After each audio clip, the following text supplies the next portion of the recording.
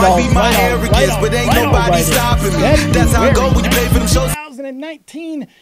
And unfortunately, everybody, I got some bad news. Zoe was unable. No, I'm just kidding. She's here. The sexiest food name in the whole goddamn world. It's a Zoie Burgher joining us live on Dead on Dave. It's finally happened. What's going on, Zoe? Thanks for joining me. It's my pleasure. Thank you. Thank you for having so much patience with me. Oh, shit. You've been doing me a favor the whole time. Why get angry? You know? Like the positive attitude. Well, hello, everyone who's tuned in. Thank you so much for allowing me on your platform.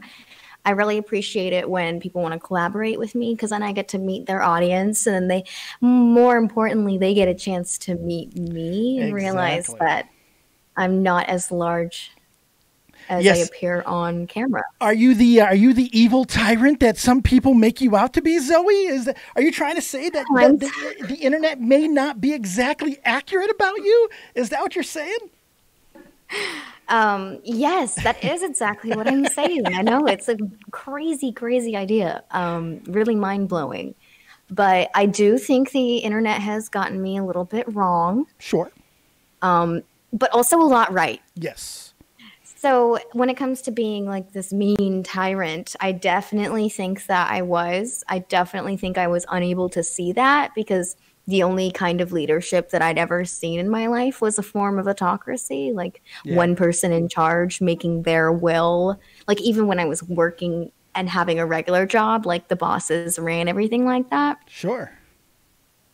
And I became a boss. The thing that was, I was a horrible employee. So becoming a boss, that just makes you a horrible boss. Like if you weren't a good employee, you're not going to be a good boss. And that's generally speaking, like if you're a bad employee, the only thing that will change your attitude to being a bad employee is becoming a boss. Right. I believe. Because then you learn how to appreciate it. You know, you learn how to appreciate and deal with the not great employees because you used to be one. So it's kind of perfect. Mm-hmm, exactly. Totally. And what I didn't have was sympathy. I didn't have any sympathy for, what it would be like to be a Lux girl.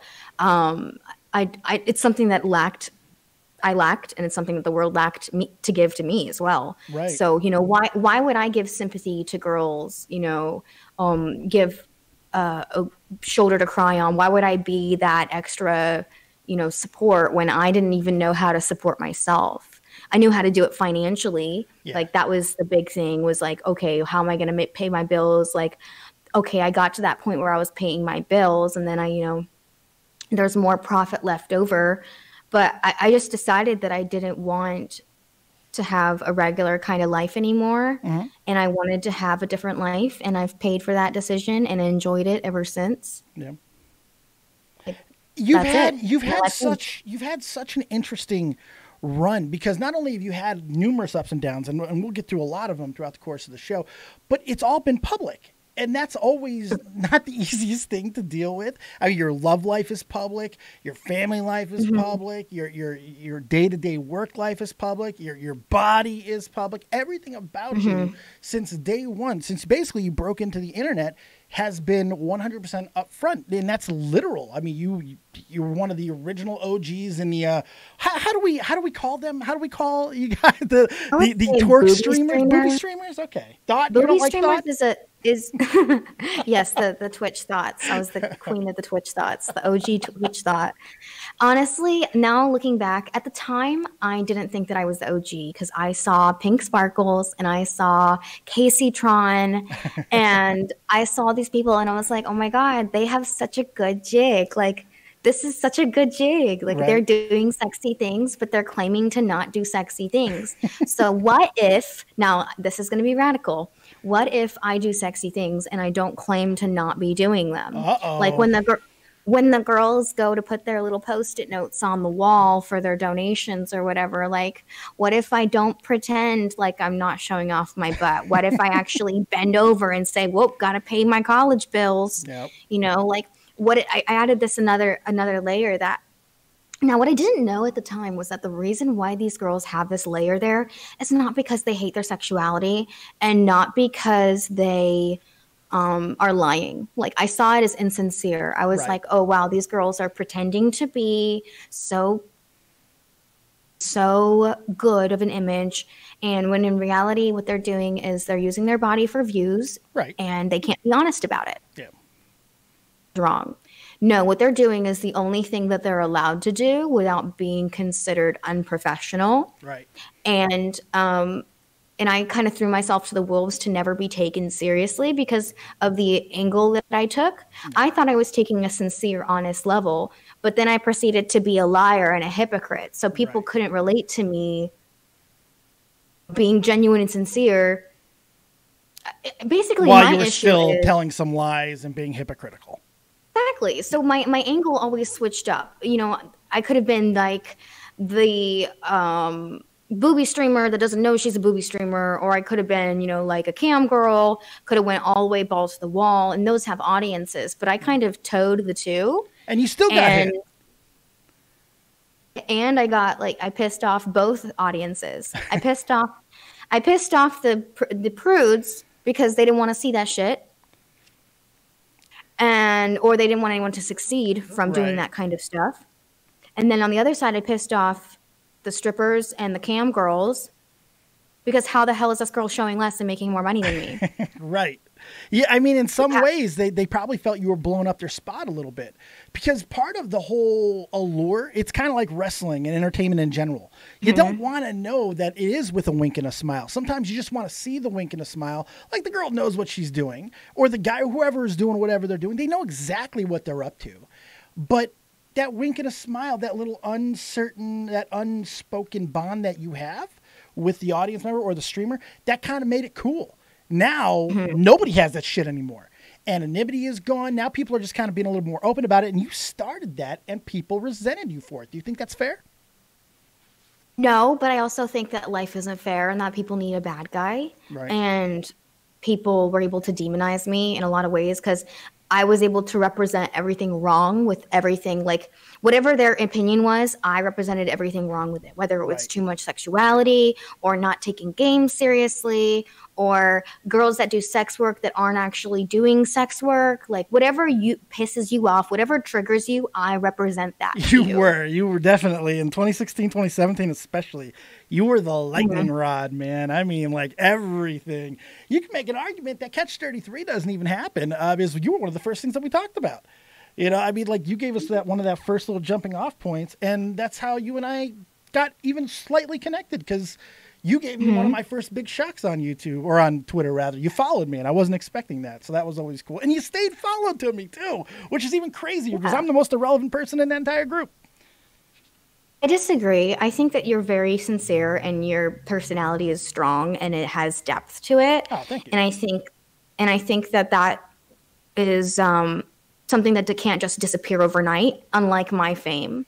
So, you know, people didn't really know me. If they honestly knew me, if they were able to get from that viral moment, if I were able to be a better publicist for myself and been able to represent myself the way that I wanted to represent myself, rather than doing what I thought to do or would get me the most views. Most importantly, what would get me the most retweets and views and things of that nature. Yeah.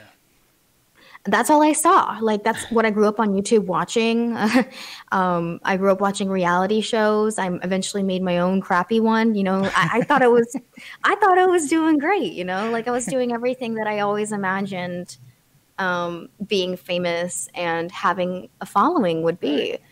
But what I didn't realize was that there was no authenticity behind why I was doing any of these things. There was no sincerity. And it's so strange because I don't know how my personality is the way it is because it doesn't make any sense. Yes, I am someone who is sexy and takes sexy photos. And I also am a hater. So you mean hateful of other women showing their body, or what, hater of what exactly? I mean, yeah, like I either hate them or I want to be them or I want to be with them, like one or the other. Is that from childhood? Did you have that same that mentality growing up? You would see something in a magazine, you'd want to aspire to be that. Were you easily susceptible to those type of things? Big time. I wanted to be Britney Spears. I wanted to be Christina Aguilera because she showed her tummy all the time. I wanted to be on a MTV. I wanted to be on TV.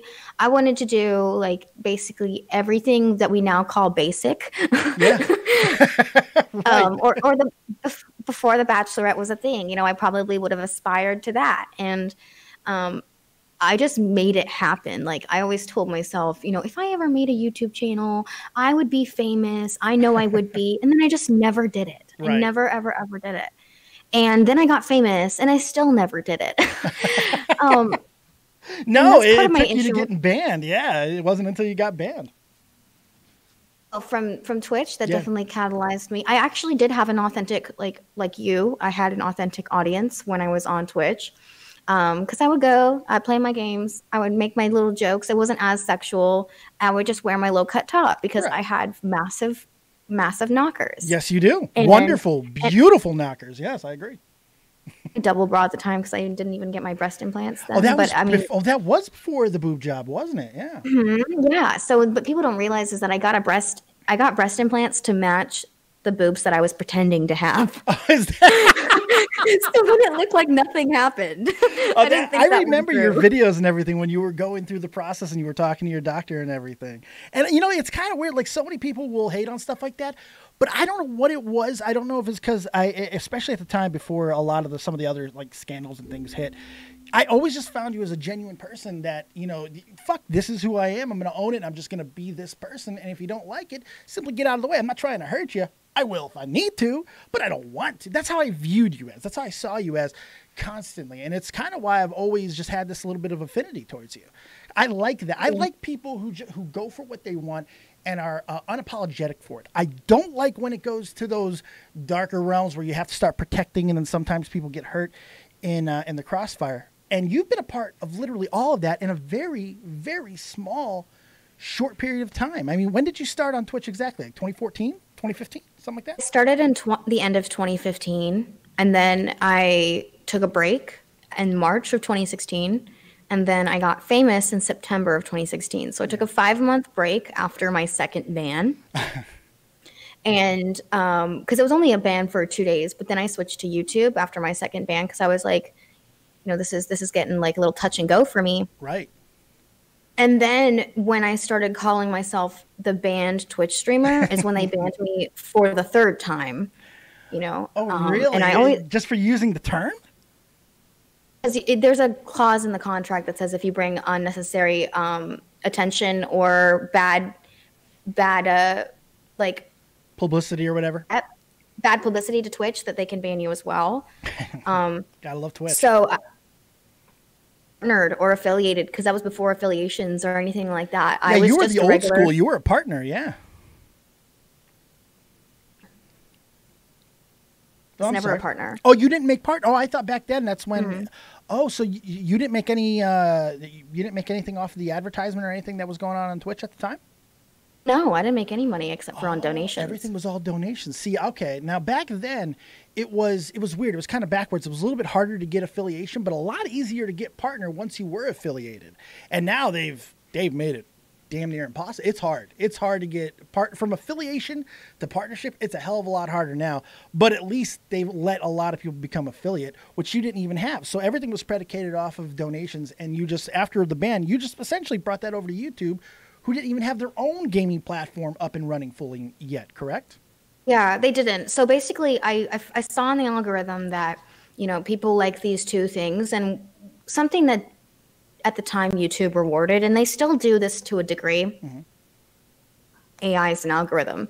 So the algorithm, the word algorithm literally means a set of rules given to some kind of, whether it's software or you know, an algorithm can be even used in machinery, physical machinery. Doesn't just have to be on computer. Yeah, it's just a set of rules. Yeah. Rules. Now remember that.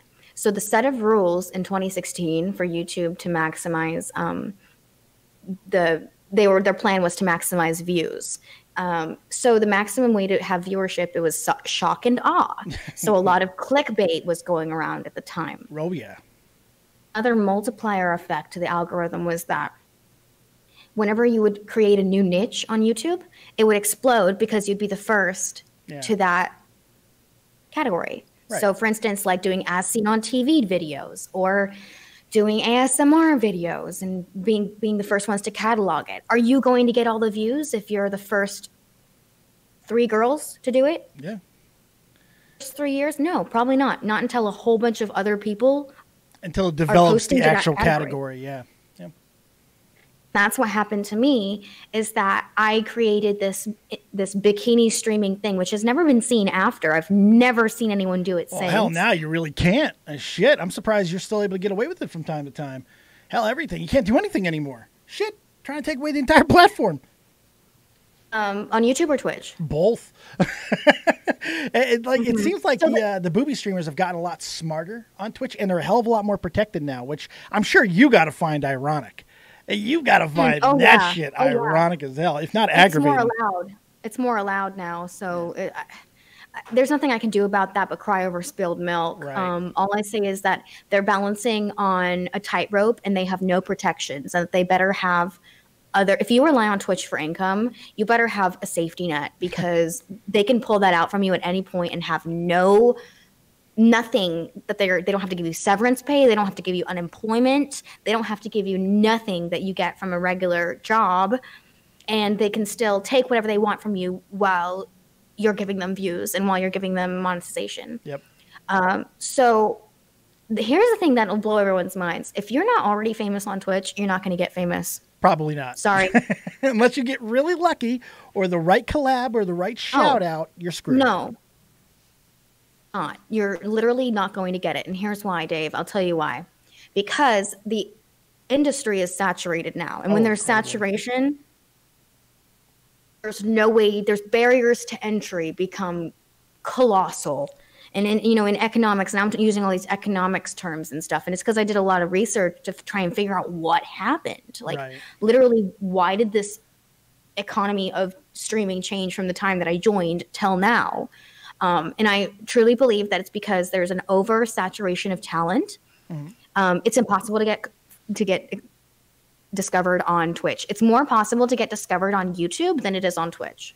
Which seems kind of crazy. I mean, like YouTube went through the same thing a few years ago. Like we saw that with the podcast, and, all the commentary community especially, really exploded a few years back.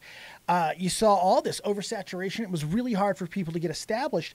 But those people who did show up in 2016, 2017, those guys who started building, they're now starting to get to 100, 200,000, 300,000. I've had a lot of them on as of recent too. So do you think over time the same thing will happen and we'll find that balance? Because I think personally, a lot of it has to do with there's a lot of shit content, and that's what's oversaturating. It's not allowing people to find where the cream rises. But if you stick around long enough, I still tend to believe that you can get discovered if you can wade through the bullshit. Do you think that's possible? 2-3 years, the climate can change, or is this how it's going to be until it ends? It's like, I would liken it to Y2K. When you're on the borders of the 2 millenniums, you're on 1900s, you're going to the 2000s. You're not quite sure if you want to dedicate yourself to the analog ways of the past, or if you want to really digitize and switch over to the future. Like, you're kind of just in between. And that's how I would describe Twitch and YouTube right now. YouTube, not so much, because they kind of started this a couple years ago. Yeah.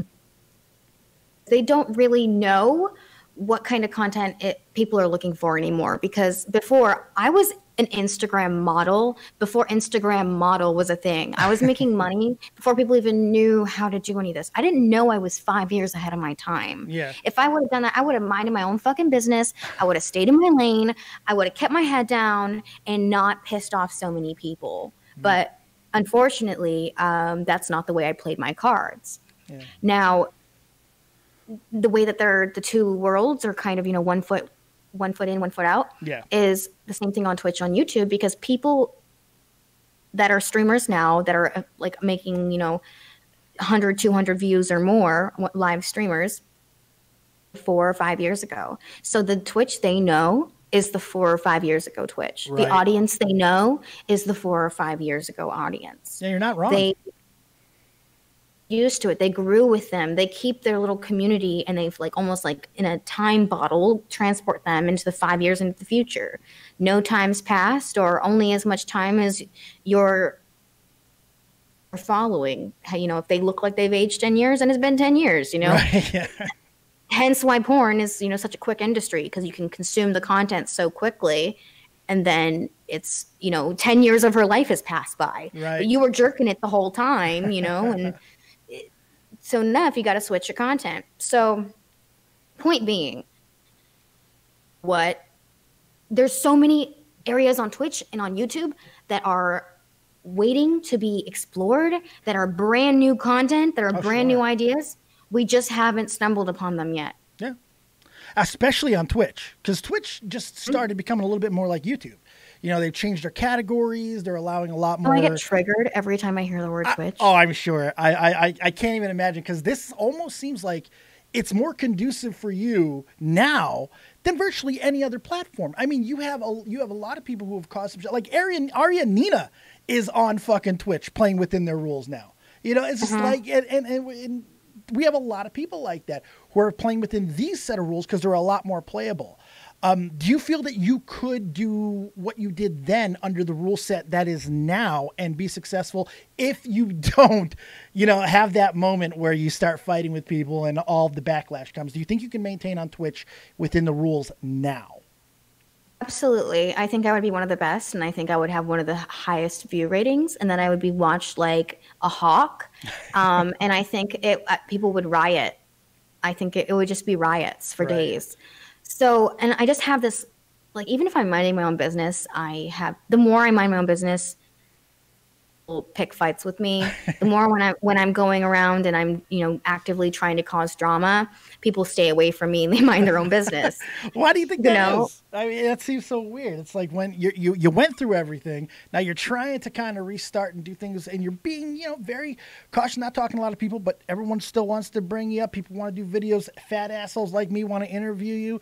I mean, like, do you find that kind of weird? But when you are thugging and bugging and like checking people and all that type of stuff, everyone wants to stay away from you. You think they're just scared to get hit by the old burger bomb, or is there something more to it?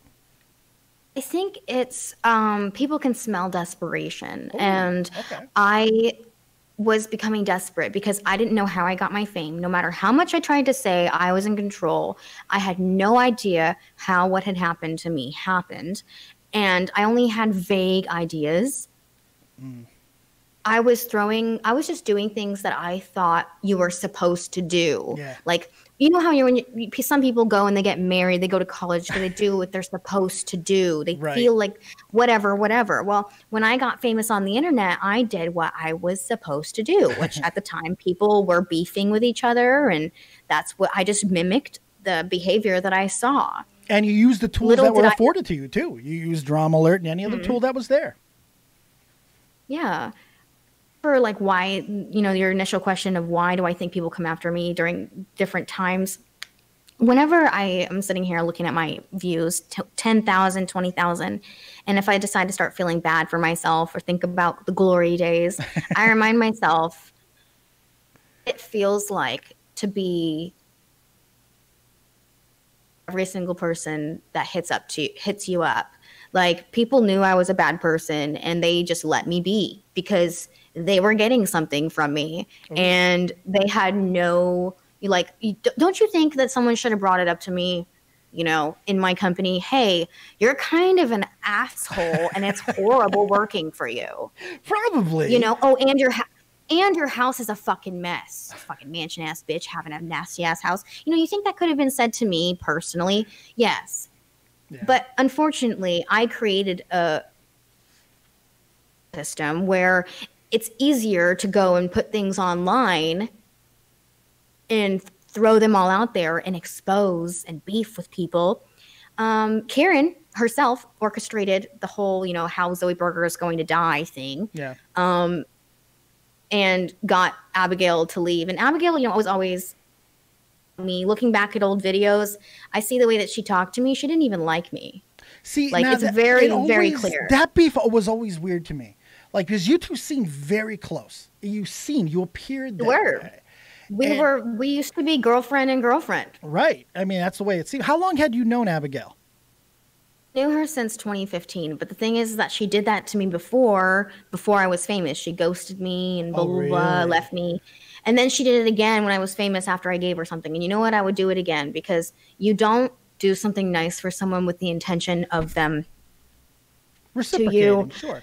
Or Well, no, if you were going to do a good thing, you should do that thing and leave it be, because anything after that is just asking for yourself to fall into sin, into whatever you want to call it. If you're not spiritual, it's a trap. Yeah. A good thing. And then you can't have any attachment to what happens afterwards, because that's their choice. Right. Because once you put that out there, whatever it is, whether it's an opportunity. Yeah. Go ahead. I'm sorry. No, I was a friend to her. You're good. I just got on a tangent for a second. No, you're good. You're good. As bad as she says it was not that bad. Like, parts of it must not have been that horrible, because we had laughs together. She lived with me for so long. Right. We created a company. She made money from it. People made followers. I made careers. Like, those two don't go together. Like, oh, she was creating a slave mill of e-thoughts who hated her, versus, seemingly everything's perfect on the surface. Am I that good of a mastermind, or was things not as bad as people are saying? Right. I don't know. I think a little of it all could be true. I think there could be lots of truth in all that. None of that's mutually exclusive, but that's what people do when they want to demonize you. Everything has to be true. You have to somehow be a complete hypocrite, because you want to be nice and afford opportunities, but at the same time, get out of line and stabby type shit, So, I mean, it's, once you put that out there, it changes, because it's not yours anymore. It's not your opportunity. You've given it to someone else. And what they do with it is what they do with it. And I didn't understand that, because I saw it as an item that I gave them that they should take care of, like a birthday, like take care of it, be good to it, do these things. When in reality, what I gave them was more like a house in Beverly Hills, a little less like a puppy you take care of for life. And I didn't really understand that. And I just think I didn't know how to have friends, and I definitely didn't know how to have employees either. So I did my best at the two and lost both. Right. What was the breaking point? What was the point where it just became too much? Could you have kept going? Do you feel like, I mean, I know in some ways you are, and we'll talk about that as well, what you're up to at the moment, but it's not the same as it was. I think we can easily agree on that. So what was that moment? What was where it got too hard to continue? So there's two answers to that question. There's the internal, and then there's the external. So internally, when things became too much, was when I went into the mansion and I got the Rolling Stone article. Like, I was getting hit up for interviews. I was getting sponsorship proposals left and right. I couldn't even respond to them. I was so full of anxiety, because I didn't know what to do. All these people were saying all these great things that I was doing, and I didn't feel very great. And all these girls were fighting, all the time, and I couldn't get any content made because there was so much drama. I felt like a fraction of the person that I was supposed to be online. So that I had some like insecurity there from Cure and how I got my fame. Oh, sure. And honestly, if you ever get something that's too good to be true, like a whole bunch of money or something, you kind of just feel like it's going to disappear. Yeah. I mean, how can you feel especially when you really not had those opportunities in the past? If anybody can understand that, it's me. It's totally me. I thought I was on the next rocket ship. I was like, Catch 33, we're going to be bigger than everything. It doesn't always work out. It doesn't always work out. That is just how it goes. And luckily, and this is where I really do feel I have, and like Tommy and other older people on the internet have a little bit of an advantage. We've lived other lives. We've lived full adult lives before we got here. And no offense to anyone who is around your age, 22, 23, 24, all that. You just haven't. I think that's why you stuck around. Maybe. Because you had that. I'm just stubborn. Ability. I got nothing else to do. I got shit else to do. I'm going through like the worst year of my life, man. If I stopped doing this, I don't even know what would happen after that. Well, that's how I felt about my company.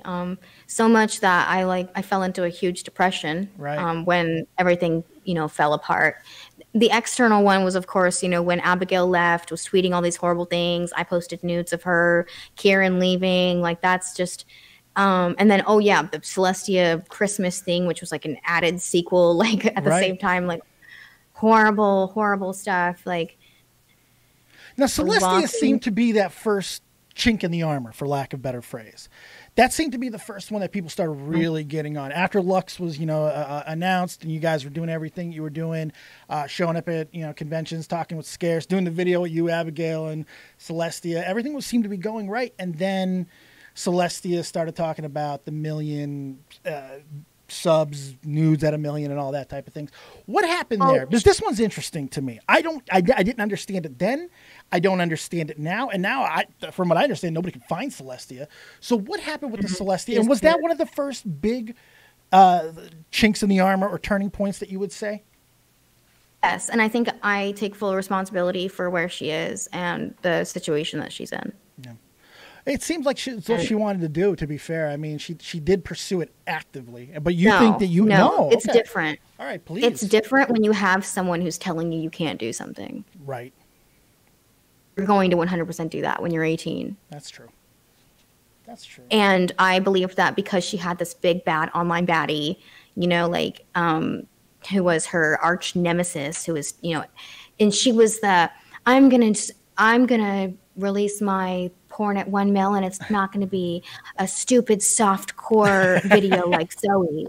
You know, her tweet, that was the one that probably chinked the armor. Yeah. She thought it was so funny. She's like, oh, can I tweet this? And I was like, yeah. But in reality, I was like, you fucking bitch. Well, do you wish you would have been more honest and told her now? Yes, I should have been more honest, but it's hard to know what honest is when you're sitting there and you're having all these new emotions and feelings and you're changing so quickly because the money's changing you and the fame's changing you. You don't even know what like anymore. Like, when I got through it, when I finally got through all the BS, you know, a year, 2 years later, I didn't even know what it was like. Right. Because I'd spent so much time being like this. And I'm not, dude, when I tell you, like, this has been a long time coming, I have been the thought forever. Since I was in high school, I've been that thought over there. Oh, really? Literally, that hoe over there. The definition of thought. THOT, that hoe over there. No, I did not know. I never knew that. I never knew. By any chance, is that a New Zealand phrase? Because not everybody might know that about you, that you're actually from New Zealand, correct? No, it's not from New Zealand, and this is my accent that I grew up speaking in. So a lot of people don't know that I grew up in another country, and I don't usually freely leave that information out for everybody because it's my personal. It's me. It's actually me, and it's really disrupting to have people having opinions about the way you are and where you're from, and it just feels closer to your heart. Like, I'd rather people rip me for having pepperoni nipples than talk about something that, like, really matters to me. Fair enough. You know? Fair enough, completely. That was like the whole having a persona and everything that I was doing.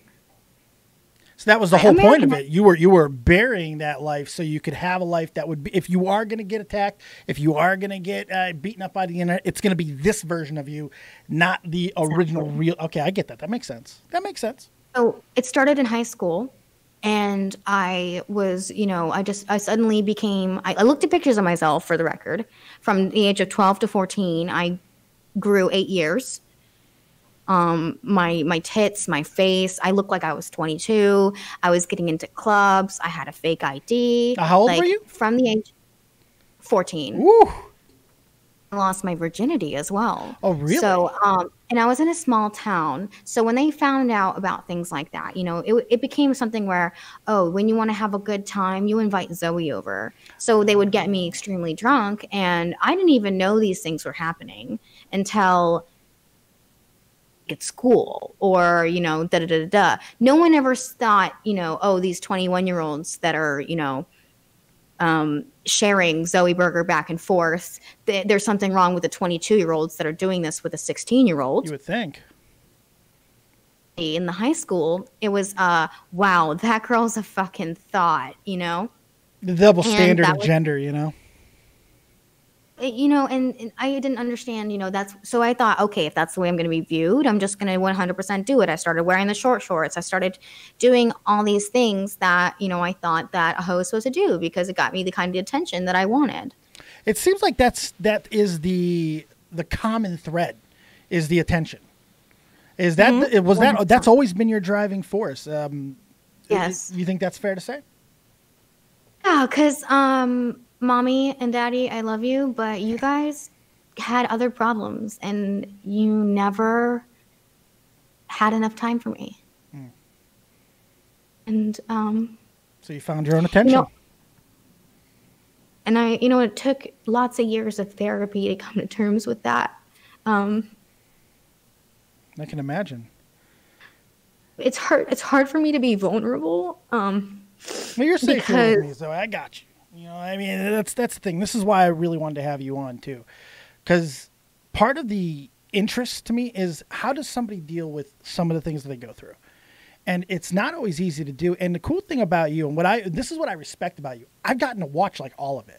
Not that in like a weird way, but just being able to see you go through and watch your steps in development, even going back to the nudity and everything. There's reasons behind all of it, and I find it fascinating, that story. So this is your story, and you can talk as much about any of that as you want. Now, you brought up the therapy. Thank you. And now that is something that I wanted to hit on because that's a huge topic right now. Mental illness, mental health, therapy, all of it seems to be a huge factor because we have so many kids. We have so many people who have had issues like yours growing up, with parents who may not have been there enough for them. And then you have this platform, YouTube, whether it's gaming, nudity, comedy, commentary, whatever it is, there's a place for you to find that attention now that maybe there wasn't 30 years ago. So we have this whole new factor that is fucking with people's brains, fucking with people's minds, especially young folk. Fucking evolution. Yeah. It's a forced evolution because it's an evolution of technology and not of, regular atmosphere over a person. We're not designed for this type of interactivity. This is crazy amounts of interactivity, Yeah, I absolutely agree. I think that the speed with which we communicate and the speed with which we consume content speaks to that clearly. Yep. And I do agree with the mental health issue and the mental health crisis, and I definitely have pretty severe mental health issues. Which you've been open about. I always wanted to be an open book. Like, even if I was shady, I wanted to be an open book. I wanted to put it all out there because I believed, like, my virtues, like that. When I got out of it, when I got out of the drama and the fame, the first thing I tried to do was figure out what my real personality is. Right. But the one thing, even through my persona, like, that still was able to bleed through was this desire for openness. And, I started there. I was like, okay, well, clearly I value being open and honest. But honest to the person that you're portraying to be. Right. Now, I didn't necessarily mean honest to myself. Right. Because there was a time where people were calling you either the most honest, deceptive person or the most deceptively honest person on the internet. And really, they're interchangeable. And is that true? Mm-hmm. Yes. Yes. Is it true? Yeah. Because I believe that I'm the most sincere liar and the most lying truth teller that you've ever met. It definitely is strange because much as like people like to diagnose me as bipolar, I'm not actually bipolar. I'm depressed. I'm massively depressed. It's called dysthymia. So let me explain something. Okay. Dysthymia means persistent depressive disorder. So my entire life from when I was 12 onwards has been in a depression. And my normal is everyone else's depressed. Right. So that's normal for me. That's functioning. Everything's good. Like, and I live there. Like, there's no issue. A little bit lower than normal by natural being. And then I have depression on top of that. So I have dysthymia and depression. So when I'm having depressive episodes, I have a lot of sex. I'll drink. I'll do drugs. I'll make lots of money. I'll, maybe see things out of the corner of my eye, lots of different on in you're an indulgent person. You indulge Very in the much. vices or things around you when trying to deal with the depression that is eating your insides apart. And beautiful women and video games was like number 1 and 2 way people try to drown out their pain. Oh, sure, yeah. And I was doing it the same way. Yep. Was people didn't realize that I was living it up because I'm bisexual and I was loving living in the house with a bunch of hot girls. Like I was the Hugh Hefner. Fuck everybody else. Oh, you had to have been. Yeah. Definitely didn't use that, to hit on anybody or take advantage of anybody, because That's the one that story when we you're- haven't heard about you. That's the one we have never heard you Weinsteining anybody. Is that story coming? Mm-hmm. Is there going to be some fucking girl who's like, Never. and then Zoe put her hand on my clam? Is there going to be one of those stories one day or no? That would be insane. No, because I believed that, I still believe this, that every person is sacred. Yeah. And that, and I was able to do things that were bad for other people because I believed that they were better for everybody. Like Right. I might do something against you now, but you're going to make more money in the long run. So it's not necessarily a bad thing. Well, that sounds like somebody we know, doesn't it? Where have I heard something like that before? Sounds like almost a mantra of the one and only Killer Keemstar, who you've had association with, who you've gotten over some of your, we'll call them programs in wrestling terms. I was one of the things that I was vocal about when at the beginning when I first knew you was the whole situation with you and Keem. And the whole, what we'll call it, slip of the tongue about boys, you're all 18 today, that whole fucking craziness and all of that. But that's what Keem believes too. Was that just a product of like maybe watching Keem before you got into all of this? Or is it something that you realized that you had to do from a business standpoint? To do what part of it? Basically all of it, really. I mean, when you think about it, to have that mindset, like I'm going to do something bad, but it's going to help you in the future. That type of ideology. Utilitarianism, Yeah. the belief that the end result trumps how you got there. And I would say, I would rebuttal to myself if I were to speak to myself and say, if that is really true, then you do not put a value on human emotions and suffering. Yeah. Because there is no monetary denomination for that. None. But I began to learn about ethics in my business and how ethics, because there was a time when I didn't fulfill my Patreon. I was getting fucking $50,000 a month for doing nothing. Do you think I'm going to add people to my fucking Snapchat? No, I'm off playing on the pool. Oh. Now that's Give a shit. something I didn't even know. I didn't hear a lot about this. Was there a lot of complaining about that, about you not fulfilling the Patreon thing? This was I would say it blew up in my face because I just was so dumb. I didn't realize, I thought, I'm posting to my Patreon. I'm doing everything that I need to do, but I didn't do the other obligations that I had verbalized. Now, that's a key theme to come back to. Me not following through with something that I said I did, but me feeling like I was sufficient.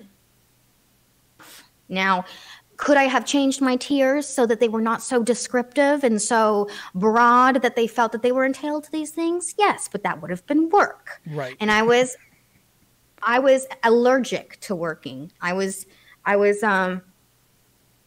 Anxiety is that anytime I opened a computer, I was filled with a panic attack. Oh, wow. Of what am I supposed to do? What am I supposed to make? When you're making 4 million, 5 million views a video, what do you make a video about? Right. You're just I don't know what to say to all of you. Just worried about losing it at that point. Because Exactly. that you're not doing the work that you should be doing, so you're already at risk of fucking this up. So the last thing, right? Yeah, I was always a fraud, and there was no other way to slice it. None. So I was sitting there in a pit of my own demise and just kind of wishing. You know what I did? I curled up in a ball and said, "This thing's gonna come crashing down, so I'm gonna sit here and wait while it crashed down around me," because I couldn't bear to put more effort into it and then have it not work out. Now, this is a very juvenile state of mind, for the record. Sure. I definitely have grown since then. I've learned about business ethics and how you must conduct yourself much in the same way of your morals. Yeah. As a person, you must conduct your business as such. Incredibly important, yeah. Started making, like, before, when I was scamming people, you know, I was making, I call it scamming. Before, I didn't call it scamming. Careful careful calling it scamming. I don't want to get sued one day over this shit. I'm gonna call it, in, you know, with no liability over here, I'm gonna call it scamming because of the fact that if you what is provided to someone, then you have defrauded them, right, or you have scammed them. Have you returned that Patreon money? Some of the ones that you did not fulfill the request to? Oh, because Patreon doesn't have a very good refund policy, which especially at the time, 2016, 2017, when it was going down, they didn't really make it straightforward, because I don't think they really wanted you to part with the money. They didn't really want you to refund and stuff like that. Most of the time, what happened was, when I finally decided I wanted to fix things, was I told people to reach out to me via email, and then I gave them like a sorry package, or like a thank you for being my customer package. You know, really? They had to reach out to me. Like, I can't just like, okay, everybody, I'm gonna manually refund everybody for money that I don't have because I spent it all on a reality show that flopped. You know, you know, I can't just do that. I don't have that money. I don't have that power. I thought I did. Right. You know, what I had was a limited earning potential, and I was burning through it. Yeah. Now, this is all, you know, in hindsight, me realizing, and I only made a fraction of what I make now, for the record, now that I do proper business. Oh, really? You're more successful now. Oh my God, I'm way more successful. Why do you think I keep my mouth shut? Well, congratulations first there. There you go. Congratulations for that. That's awesome. I'm glad to hear that. I had no idea. That's really good. No one does. No one has an idea, because before I made it seem like things were what they aren't. Mm-hmm. And now I'm doing the opposite, not letting people, not showing people things how they are. Oh, why would you? They're just going to nitpick it. They're just going to try and take you down. They're going to find, I try to show people like my stock portfolio and show them how they can gain money and they can make money off of their interest, and how to do better than savings. Like, I see stocks like savings. You're going to put the money in a bank and it's going to sit there and it's not going to do anything but gain you a penny a year. Right. Or you can put all that money into the stock market. It's a little bit more of a gamble, but hey, Starbucks probably isn't going to go bankrupt. Put my money in Starbucks, you know, and then a year later, I'm sitting on a pretty stack of money because I had a 6% increase, and your savings account over there only had a 0.001. Yeah, that's a much smarter way to go. What's a savings account? I don't even know what that is. I need to talk to you about stocks one day, and then I need to find money to put in stocks one day. I'll have a conversation. It'll be good times. You know, but the point of why I was bringing that up was because I would talk about that, and then people would say, oh, what do you mean you're only making 6%? You should be making a lot more money by now. You've been in it for 5 months. Oh. And I'm like, this is not a job. This is a hobby. Right. If it were a job, it would be underpaying me, because I have spent 5 months making $400. It is not a job. It is interest. You fucking dumb fuck. You seem like, that's really what I want to like it, though. You seem to like the whole atmosphere of it. You want to know why I love it? Because I put all my money in fucking Snapchat, and no one thought it was going to make any money, and now I'm sitting at a 30% profit now. At this moment. That was a good move. That was a real good Snapchat of all. When did you do that, by the way? I got to ask this question. October. Of 2000. Really? That seems interesting to me, because Snapchat Snapchat, it really seemed to be going away. So you bought really low back then. Mm-hmm. And now it's increasing. It only went from $7 to $9. Okay. Well, still. It means that my money went up 30%. So let's say I put in 10 G's. That means I made $3,000. Right.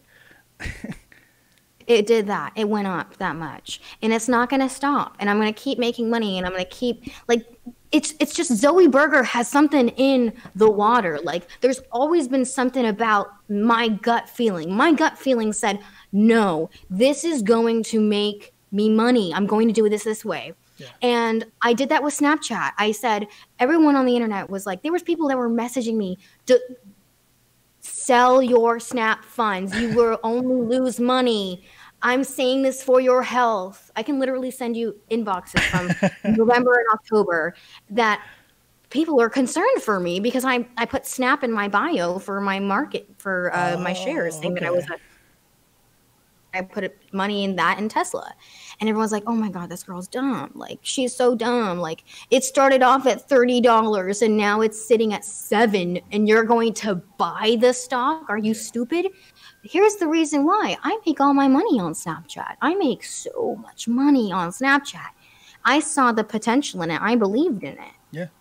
And that's, anyway, the point of it is I believed in myself. And if I sat there and I let everyone talk to me and tell me what to do, I would not be sitting here with the money that I do have today. Yeah. You got to take risks on yourself. Maybe not all the time, because sometimes we as people can be vain. We can believe in ourselves. We could smell ourselves a little bit too much. We can get a little chesty, and those decisions can go awry. You've been through that as well. But you have to take risks on yourself, either believing in an idea that you have, a gut feeling, or just your own talent.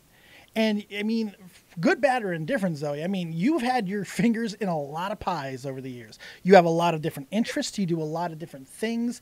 And some of it are going to work out and some of them aren't, you know? So what's the biggest lesson you feel you've learned from the stock market part of it? Now that's kind of come into your life a little bit later on, and now you're finding to make money that way instead of the way you were. What's the difference between the feeling of how you've earned this money and what you're doing with it going forward than what you had before? It feels so much better. Let me tell you, I would say the biggest thing that I've learned is to trust my gut. And because I have a unique mindset, I'm a 23-year-old investor. I'm not 35 or 40. Like, if I'm 35 or 40, how am I going to feel about Snapchat? Right. Right. Daughter or my granddaughter is always on it. And maybe I caught them sending nudes to somebody that they're not supposed to. Like, I'm going to be pissed about Snapchat. I'm not going to be like, let me go put my money into it, you know? So the mindset. I'm sorry. Go ahead. I was going to make a stupid joke. Go ahead. Oh, no.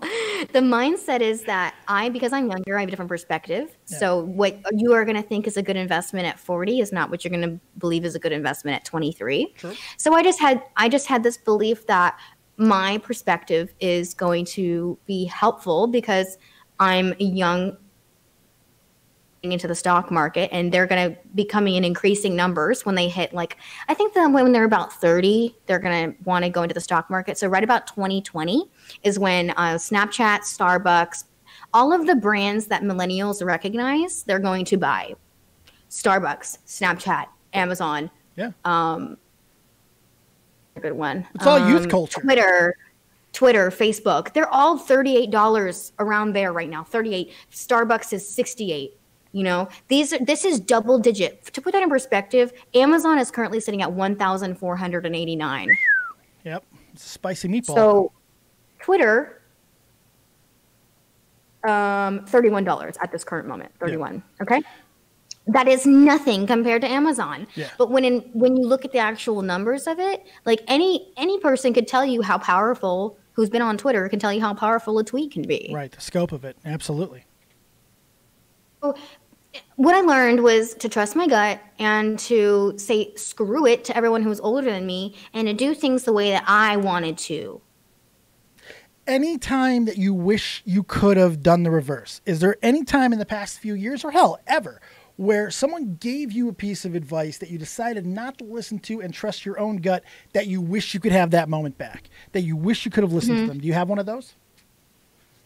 Listen to the other person. So the biggest advice that was given to me was to not be selling nudes. And to stay in school. I was told to stay in school. And all of that. Let me think really hard. Something that someone told me to do that I didn't do. Yeah, maybe any of the time with when all the stuff was happening with Abigail, anything with D'Angelo, anything. Go ahead. Wait longer to pick the girls, like to feel them out before I put them in a house together. And I do wish that I had done that because I would have saved. If I had hung out with them for 1 month, not even 1 month, 1 week, all of us together, I could have figured out what was going to happen in this house. Really? I moved everyone in without knowing each other, never having met. That's a dangerous thing. It was dangerous because, you know, girls had allergies, girls had sleep schedule problems, I was suddenly a mom of 5 girls. Which you probably weren't expecting. I was not expecting that. I was expecting a bunch of, in my college, in my like friend group, if you were what we call a sloppy drunk, you got kicked to the fucking curb, bro. Like, if you can't hang, you can't come with us. Like, it doesn't work like that when you have employees and when you have family and when you have friends. You take care of them because that's the right thing to do. Sure. I expected them to conduct themselves in a certain way that did not happen. They were more meek, or they were more childlike in terms of like needing to be taken care of or needing to be given support. They were girls.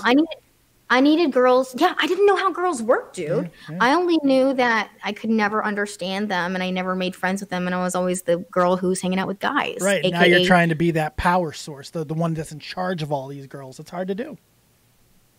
But you can't do that. It's like I was kicked out of every sorority in college when I tried to join. Were you? Yes, because of my summer reputation when I first got there. You know, if I had gone for just fall and hadn't had the time in summer, I would have probably made it into a sorority. Right. But I had 6 weeks extra to go fuck everybody I could, and unfortunately did that. And I pissed off some girl by having sex with the wrong guy or something like that. Oh, yeah. And I was 17 at the time, by the way. Like 17, I went to college. I was making these decisions. Yep. And that's what happened with that. You know, and I've since left all of that behind, and I definitely think that all my desire for sex, I was partly addicted to sex and addicted to porn, and I was addicted to feeling good. And the only way I knew how to feel good was if I was in someone else's arms. How have you managed to balance that? What's been the change that's allowed you to be able to talk about it as open and as matter of fact as you are? Obviously, you have some sort of handle at it now that's allowing you to function in a way that you couldn't back then. Mm-hmm. What is that? Absolutely. What's been that missing piece? What was it? What did you find that you didn't have then? My boyfriend, my future husband one day, the love of my life, you know, the day that I first met him, everything changed. I never saw myself as a mom. I never saw myself as anyone that could be taken seriously. I never saw myself as someone who could be dependable. I never saw myself as motherly or wife type, wifey. No, all of these verbs just never were used to describe me. And all of a sudden, I met someone who made me rethink all of that. And I gave more time to him, and I didn't know how to have self-confidence. So I just spent all my time with him and used him to make me feel good. And, you know, that put a lot of strain on the relationship, but I'm lucky that it didn't crush our relationship, because it's important when you're in a relationship to still be your own individual. Right. You don't ever want to be totally codependent. Absolutely. But I for a time being, I needed that. I needed the codependency because I could not survive. I was like on life support, basically, how I would describe. Especially after when everything was going on in the house, I needed D'Angelo because I was just so heartbroken, and like I couldn't. Actually, that was later. Heartbroken was after the girls left and stuff like that. Right. Yeah. But their reasoning for leaving was that because D'Angelo is clearly my priority and not them or the company. And unfortunately, you know, I wish I could have done it differently in how I did it, but I still would make the same choice again. And I think that having a stable relationship, learning how to have a regular friendship, like all of these things that people take for granted, or I feel like they take for granted because I've never been anyone else, that are so easy for other people, I had to manually learn. Right.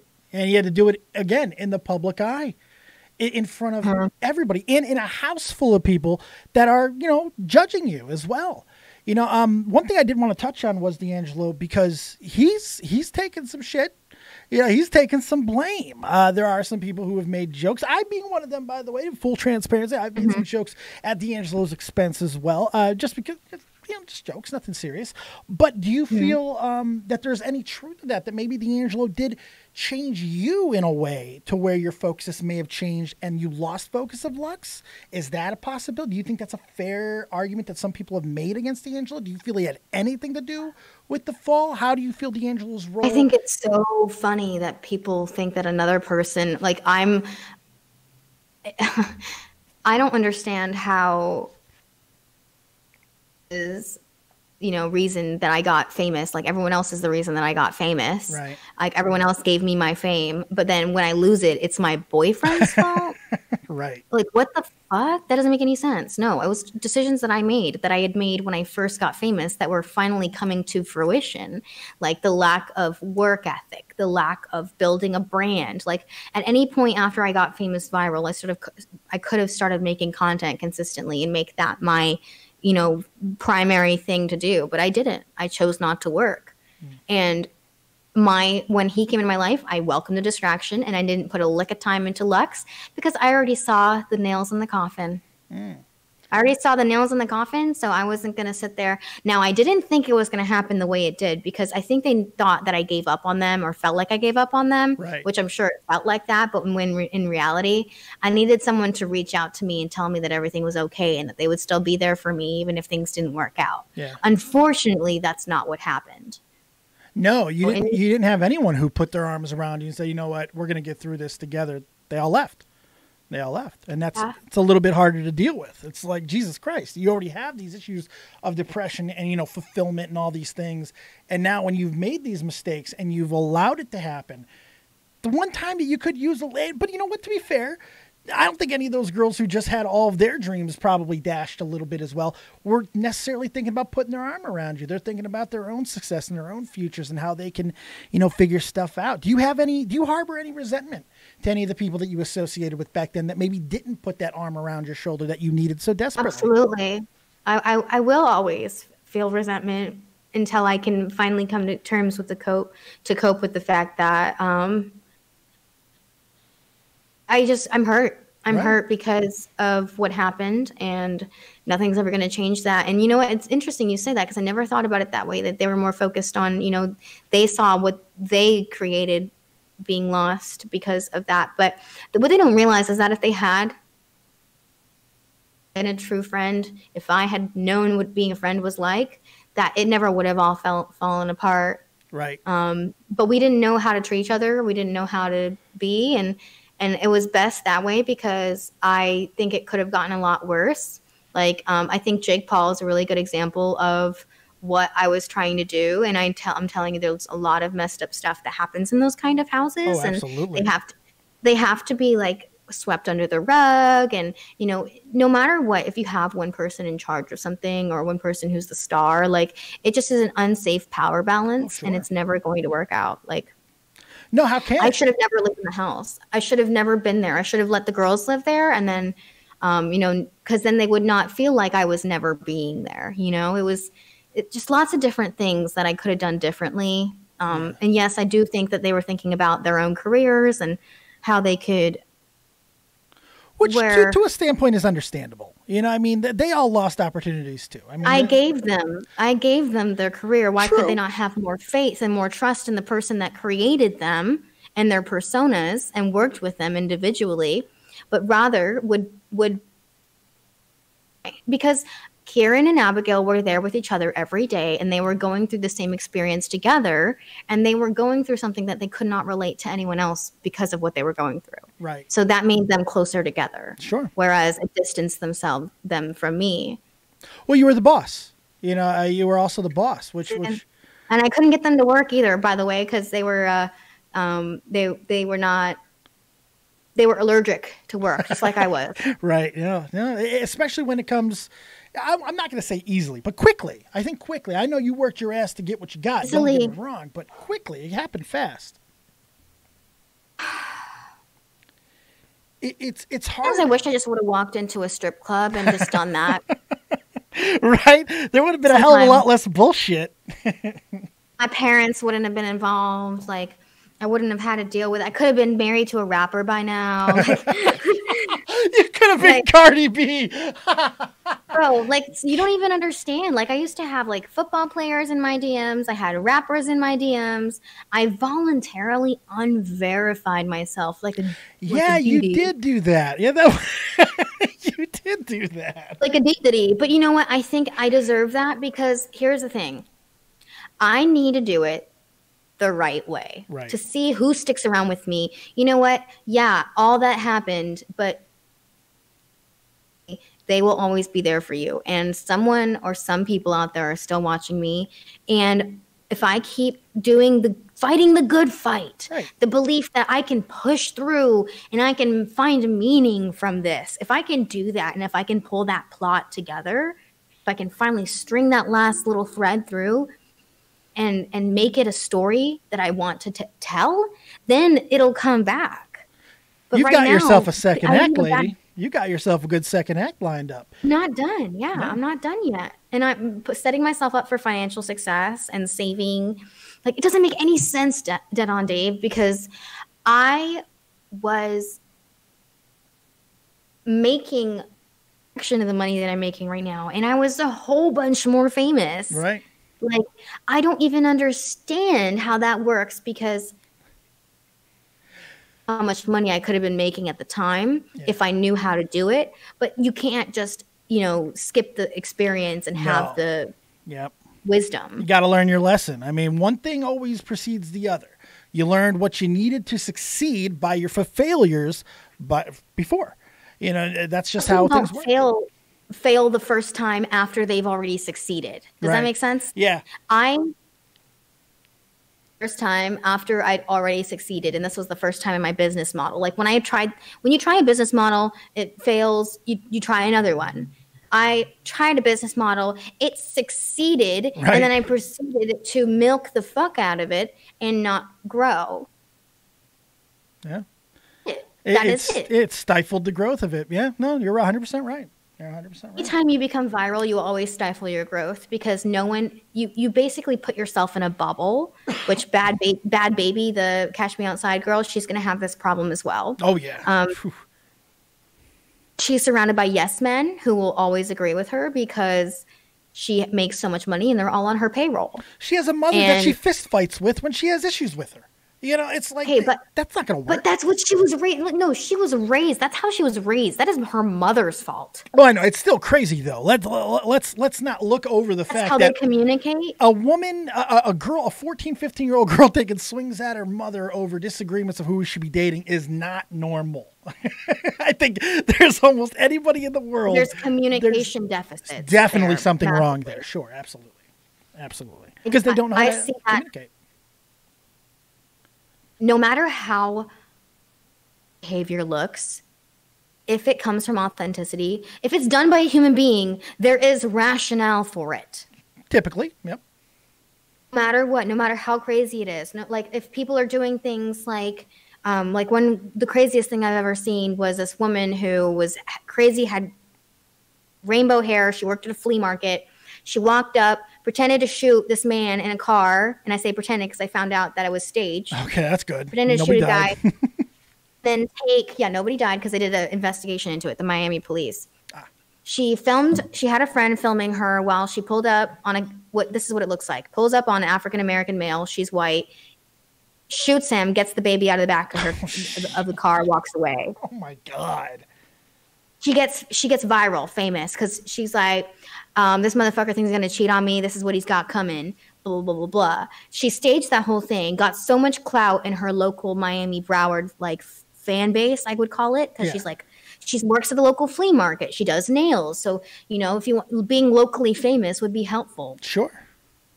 That's crazy. And I went to her page to see if maybe people were commenting, you fucking boyfriend killer or whatever, but all of her friends were like, hey, you the man, hey, you the shit, bro, you going big for this one, all those type comments. And I couldn't understand how what she was doing was being deified. Right. That it's because their standards were different than in this equation. They believe that fame at any cost, especially if no one died, is better than the way the other people were seeing it, which is you're creating something that causes pain and suffering, and it looks negative, but that doesn't matter. They're looking at the utilitarian, what I used to do, the end result, I get more business. Right. Yeah, that final, yeah, exactly. The ends justifying the means type of deal. Could you imagine if Lorena Bobbitt did what she did when we had social media, and like she actually threw the dick out of the window on fucking Twitter, like she was periscoping that shit? She would have been famous. More famous. She was pretty famous, but I mean, like, incredibly famous. She would have had a big career after that. Didn't she do porn or something after that as well? Which is kind of funny when you think about it.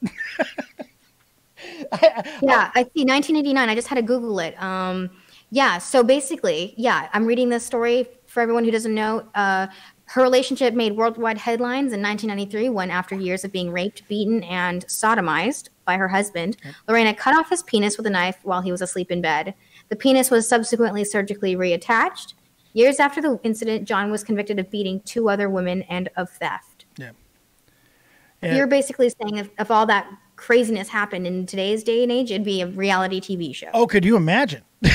Could you imagine? It would be absolutely insane. It would be fucking craziness if that would happen. Now, people in the chat are saying that it was John who actually ended up doing porn, which I find even more funny. That's even better. How could you do porn after a fucking woman cuts your dick off? You're brave. Well, yeah, that's true. I see the morals of it. I see the way you're saying it. He's a piece of shit too. I mean, don't get me wrong. There's no question about that. John Bobbitt was an interesting guy that I really lost track with, and I only bring him up because I'm a wrestling fucking guy. And he showed up on WWE television for a little while. They did a choppy. They went racial. They went racial and sexual all at the same time while mocking what happened to him. It was incredible. But there's a documentary about it. Did you see that? I have not seen the documentary about it. We're really getting into all the things about the things that he had done. In fact, up until now, I had always thought that was only allegedly. I'd never heard anything was definitive about the relationship other than insanity. But I don't know. And it's because it's something that everyone jokes about, and then it actually happened. So, it was a huge meme in the 90s. I mean, late night talk show hosts got a hold of it. But if it happened now, I don't think she'd be one of the most famous people on the planet right now. I think that if I had done today what I had done in 2015, it would be received entirely differently. Oh, yes. Oh, God, yeah. But you're part of the reason why some people are able to succeed now, Zoie. You're very, very part of the reason. Because of the things that you went through publicly, some people learn lessons from that. Other people found other ways to get around certain things that maybe you couldn't. So you have helped people, whether you realize it or not, with everything that's happened publicly. Does that ever catch up to you? Do you ever think about that? Very rarely, because the cost that I have had to pay that way for other people is more apparent right now. Right. I think in the long run, when I'm able to do something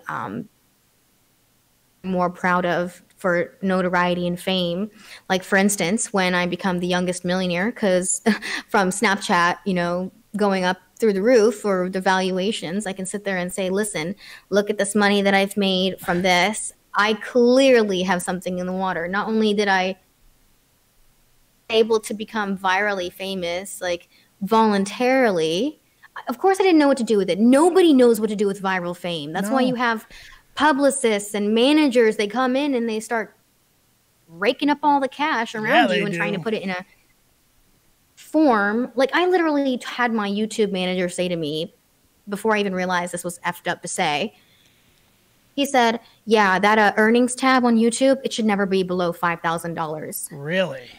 That's what your manager said to you? Yes. And because on YouTube, it just feels like not real money because you're just posting videos and you just see the number. Right. And then one day I was streaming and all of a sudden they figured out how to monetize. And in 2 days, I had $10,000. Jesus. 2 days you had 10, just like that. That's insane. And that was just because they turned on the monetization finally. That's not even including like if I'd been monetized the whole time. Yeah. How long did you take before you monetized? 2 months. So I had to flip Phase Rain first because Phase Rain is the reason I got a manager. Somewhere, Tommy C just had a heart attack. The fact you went 2 months without monetizing, and you were getting like millions of views, right? Thousands of views. You were killing it. Holy shit. I was making a lot of money. I mean, well, theoretically, a lot of views, and everyone thought I was making lots of money, but actually, I was only making a fraction of that. Yeah. You know, my manager, he also manages Tana Mojo and Rice Gum and FaZe. Yeah. Banks, all three of those for sure. I could do a whole nother show just on that. What you just said right now, that you shared the same. I could do a whole show with questions just about that. Please continue. I'm sorry. Oh, I would love to. One day we'll have to come back and do that. Oh, I hope. I'd love to have you on anytime you want, Zoe. This is a breath of fresh fucking air, and I'm enjoying the shit out of this. Thank you. I just think that there's a lot of like industry problems going on. And the fact that I was never like given like a welcome to viral fame workshop by the managing company, that they never did anything except take a cut of my money and gave me literally nothing to work off of. Like I would come in to LA just to work with my manager, and he would say, oh yeah, well you can go to this hotel.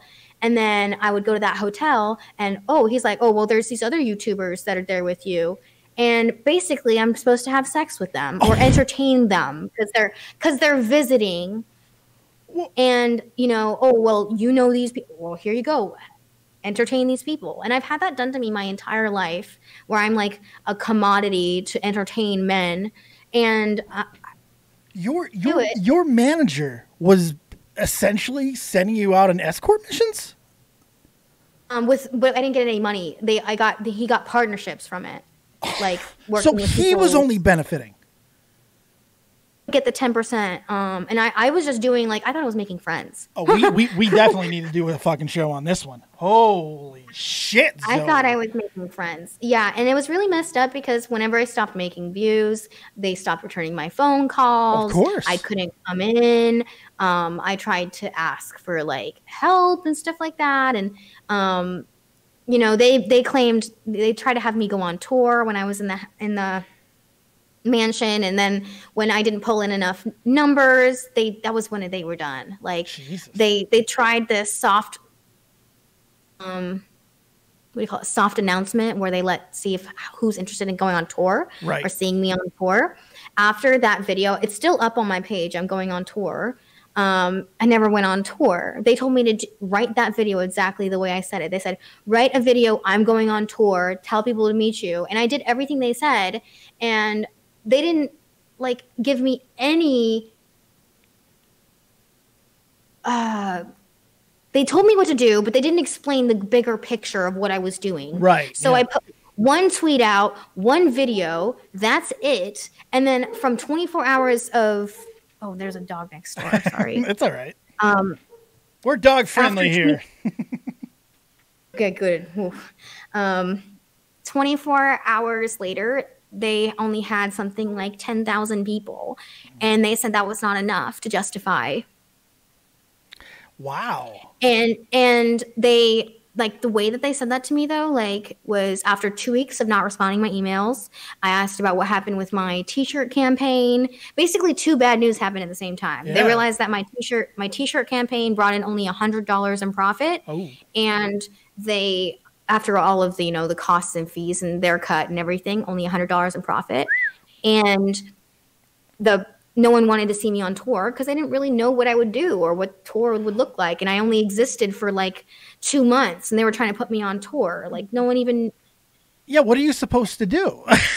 What I mean, like we know now. We've seen you do a lot of like music stuff, and you know you do a lot of covers. Mm-hmm. Beautiful voice, by the way, Zoe. Honestly, no bullshit there. You do have an absolutely gorgeous voice, and I hope that you use it more often too. Because you do have a very beautiful voice. But I mean, we didn't know that back then. So, like, anybody who'd be going to see Zoie Burgher in concert or whatever, it's like, what the fuck is she going to do? Is she going to twerk for an hour and a half? What's going to happen here? Exactly. And it wasn't, I mean, if someone had sat and worked with me, like, there was so many things that could have been done, and they weren't. They were just literally, I was like a parasite that just sucked off of me until the blood drained up, and then they moved on. Yeah. And you know, this guy still works with all the FaZe members, still works with Tana Mojo. And that's when I realized that, like, privilege clique And then when I stopped meeting the requirements for that clique, I was no longer involved and I was no longer allowed. Yeah, because you can't keep that machine moving anymore.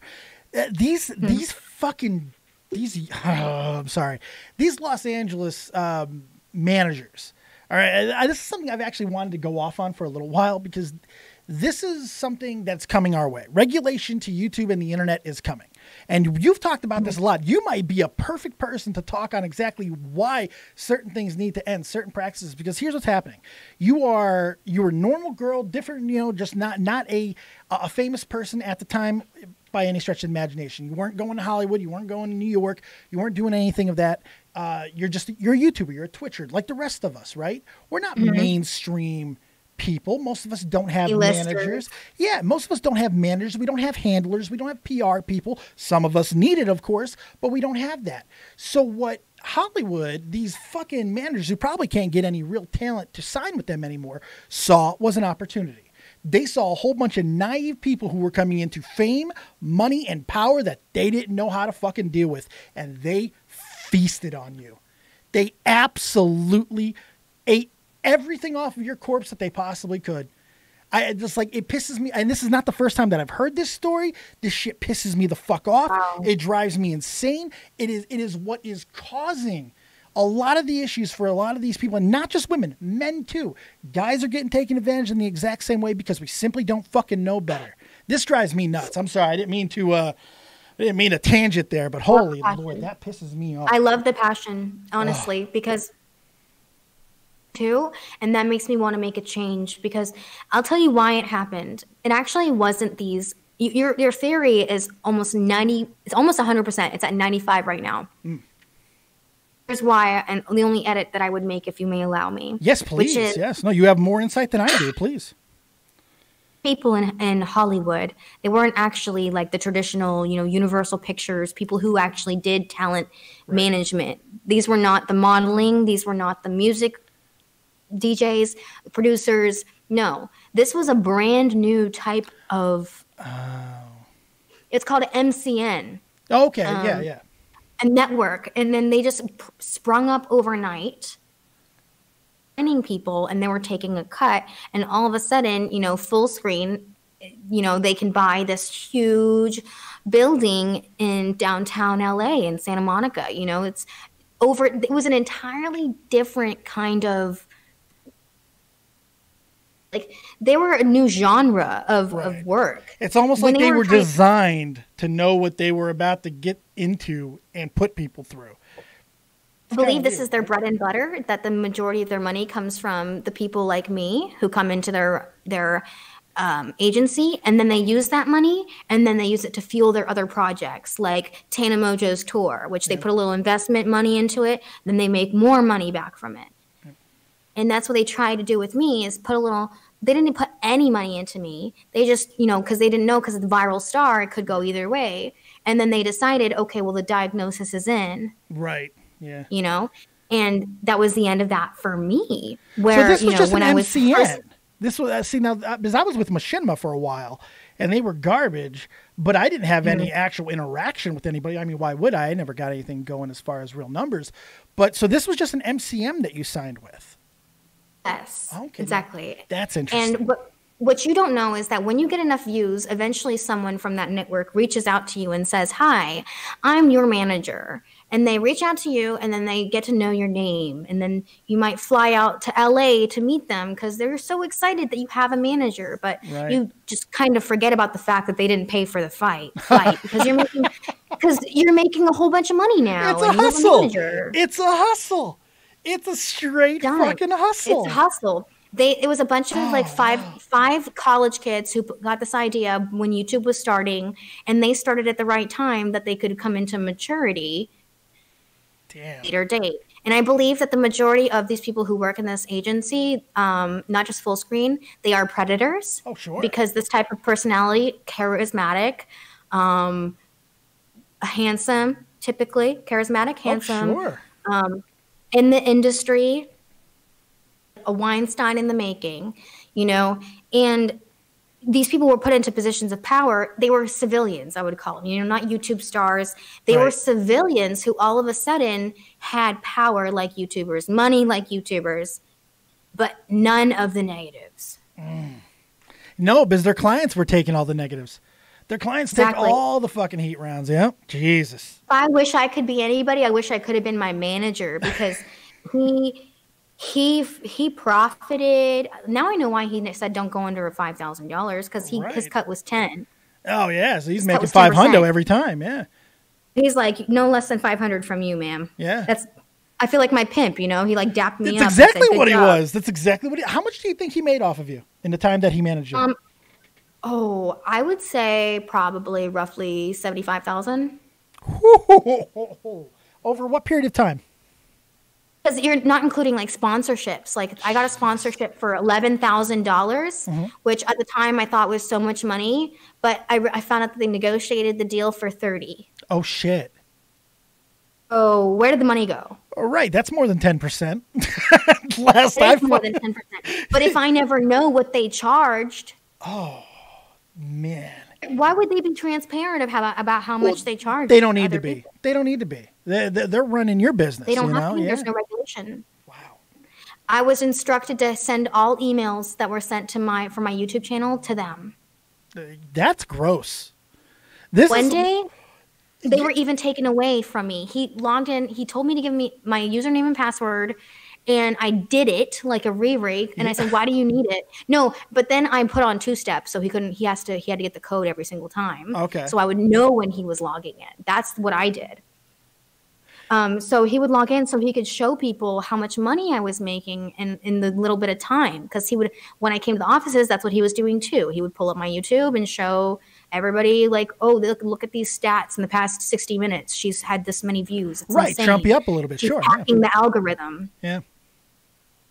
And he would go in and then he changed the link so that I could be in all of my sent to his email. That's crazy. They were forwarded. And then automatically, when you email this link, it automatically gives you a form and then it sends them directly to full screen. I don't even know how many sponsorships that I got. They sometimes even take your sponsorships and give them to someone else. Because, I have someone that would be perfect for that, by the way. Oh, yeah. Oh, wow. That really was just like a micromanaging agency.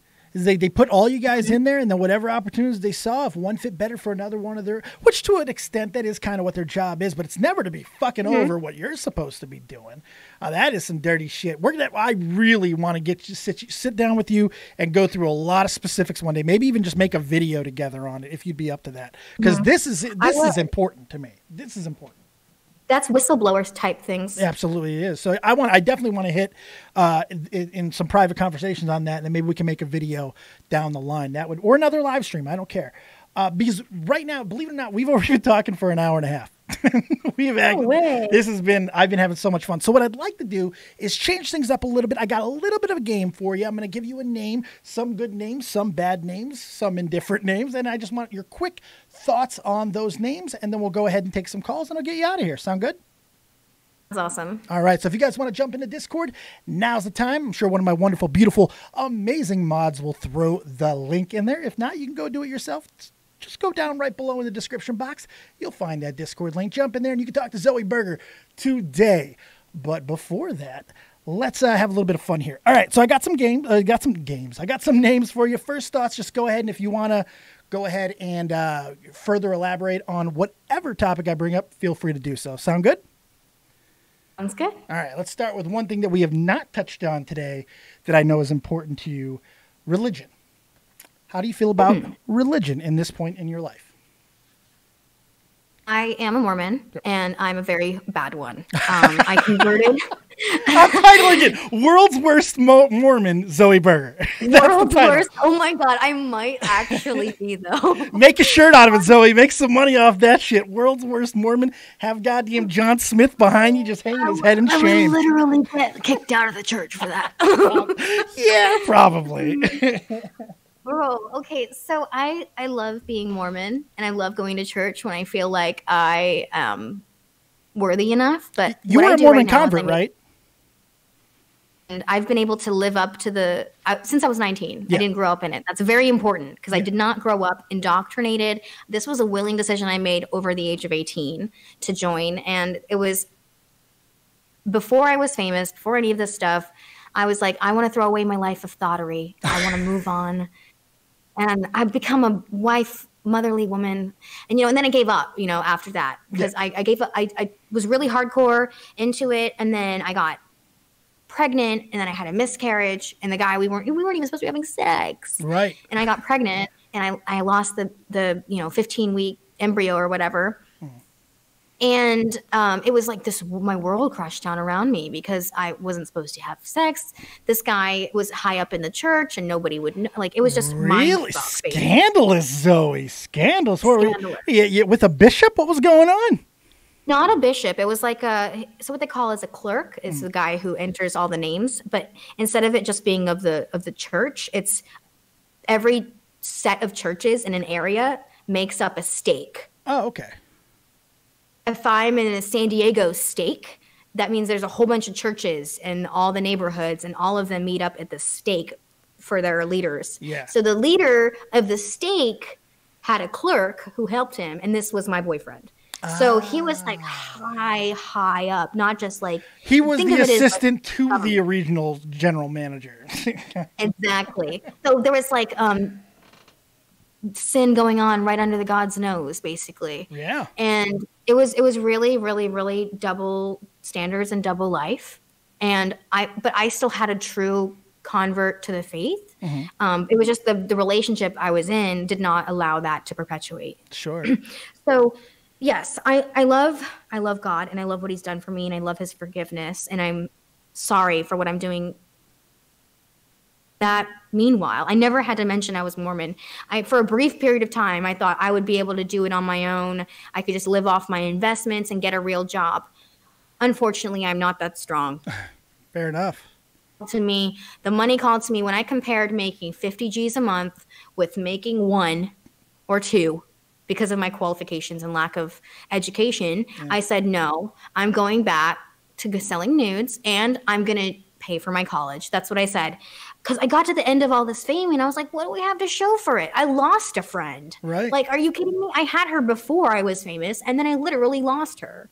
So I was like, what do I do? So I decided, no, I'm going balls to the wall. I might show pussy if I have to. I'm going to be By the way, I'm sorry, real quick. I'm so sorry.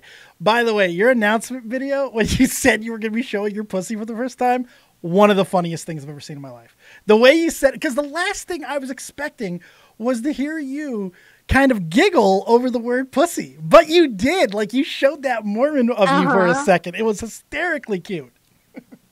Oh, thank you. Because I've actually been very, very coy about showing anything. The reason why I had such a big hate for any woman who showed her private parts was because I was so self-conscious about mine. So, and that really bothered me to think about how other people could be doing that. And I'm not able to even feel comfortable having my boyfriend go down on me, you know? Yeah. So that's a big disparity, I would say. And I decided to do it. That was at the moment I decided to do it because there was more money to be made. Yep. But more sincere in a weird way, because then I can actually help these guys jerk off and they would be coming back more frequently. Well, yeah. Because they would use me to get horny. Yeah. Find something else versus actually being, the lead up to getting horny, the initiation, the horny buildup, and then the climax. I'm existing for a longer amount of time in their sexploration, or whatever you want to call it, and therefore incurring more money. And obviously this is a luxury item. I do not expect average Joes to be donating for my nudes. Sure. I think it's very much a niche. I have people from overseas where the internet is banned in places like Afghanistan. And they will, the soldiers will buy with their money they're making my nudes because they can't get on the internet and watch porn. Yeah. Well, there are ways. Take it from a guy who's done There's 2 a will, there's a deployments. way. There's always ways to get your rocks. But There's magazines. nowadays it's got to be a lot easier. A quick follow up onto that question, since you brought up with all the nudes and stuff that you're doing currently. How much shit do you take on a daily basis because of, you had your time there? It wasn't a very long amount of time where you did you turned your back on all of it. You said, I'm done with this. I'm kind of going good girl, pigtails, good girl, Zoie Burgher. Then you went right back to the selling. I asked you about it. I went into your DMs and I asked you about it. I was making sure you were okay. And you were like, got to pay the bills, son. That's why I love you, Zoie. All right. That's fair. I mean, I just think it's so hard for people to understand that I can be in a confusing situation. Right. Like, I am a Mormon and I do. However, I am willingly going against the beliefs of that faith, and I know I'm falling short, and I am continuing to do it, which is therefore falling short of repentance as well. Yep. And I'm deciding to do that, but I'm still not falling out of love with the church. That's really hard. Like, the average person would be if I can't live to the standard, then why would I care? I still care. I'm not going to lie to myself because I spent so much time lying to myself about my motives for things. Right. I'm not going to tell myself that I don't still want to be Mormon. I do. I am just in a position right now where I can't live to the values that I want to show. That, you know what? That's incredibly honest. That's incredibly honest. I mean, I don't even see much of a problem with admitting to something like that, because just regular, it's crazy really, to admit, though. it is to an extent. I mean, if it was anybody else who was just saying that, sure, but somebody who's been through the things that you've been through over the past few years, things that you've gone through, things that you've done, not only with your own business, but even affected other people's situations as well. That's exactly the answer that I would expect you to give at this point. Anybody who would live through that would be the answer. I'm not perfect. I'm trying. I mean, that's essentially what it comes down to. And there will be contradictions in that, by the way. There will be hypocrisies that you have to deal with that. But that goes on how you decide to deal with it. And you're going to have to deal with the repercussions from your choices of how you know what I mean? It's nonstop. Exactly. It's constant. If you think the hypocrisy backlash of, going Mormon, full public Mormon for a month and then going back to selling nudes, if you think that's intense, you should be inside my brain. Right. I can imagine. All of that and more, because it's exposed to all of this. And on top of that, I'm a very, very critical person. Yeah. So I'm well aware of all these things, and I'm painfully aware, actually. And the thing is that I just never told anybody before that month because I wasn't willing to try and commit like that lifestyle of being Mormon. Right. I wasn't really willing to give it up. And I really truly believed I was done. And yes, that's why it made going back so much more sobering, because I realized that I had more mercy for the money. I had more respect for it. And I had to work myself out of a hole that I got into. Yep. And I did it. Of a $13,000 debt or whatever in 2 months, and nice. That's on top of paying all the rest of my bills.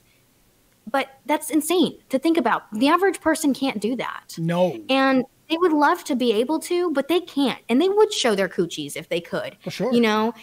And maybe some of them, not all of them. Some people have really strong morals. And I really look up to people who have immovable morals, because that's something I've never had. I don't like that either. I don't trust people with immovable morals. I like, nobody could be, if you're extreme one way or another, you're doing something wrong. Balance is the way to be. If somebody offered me $10,000 to see my taint, guess what? Dead on Dave's taint is going on the fucking internet right goddamn now. I have no problem with it. There you go. I'd be tripping over myself. And I don't think I'm a bad person by any stretch of the imagination, but I'm balanced. And I think that's what most people have to find, is that balance to be able to do all kinds of different things without, fucking up your own life or somebody else's. Exactly. Yeah. That's what the goal of life is, to do enough things that are true to who you are before you fuck up your own life or anyone else's too badly. Yep, exactly. And learn about values and why people have them. Because if I had an opinion, if my morals didn't, just change my morals. But then I realized that the mature thing to do is to have your morals and be aware that you're falling short of them. Yeah, and just continuing to put the work in.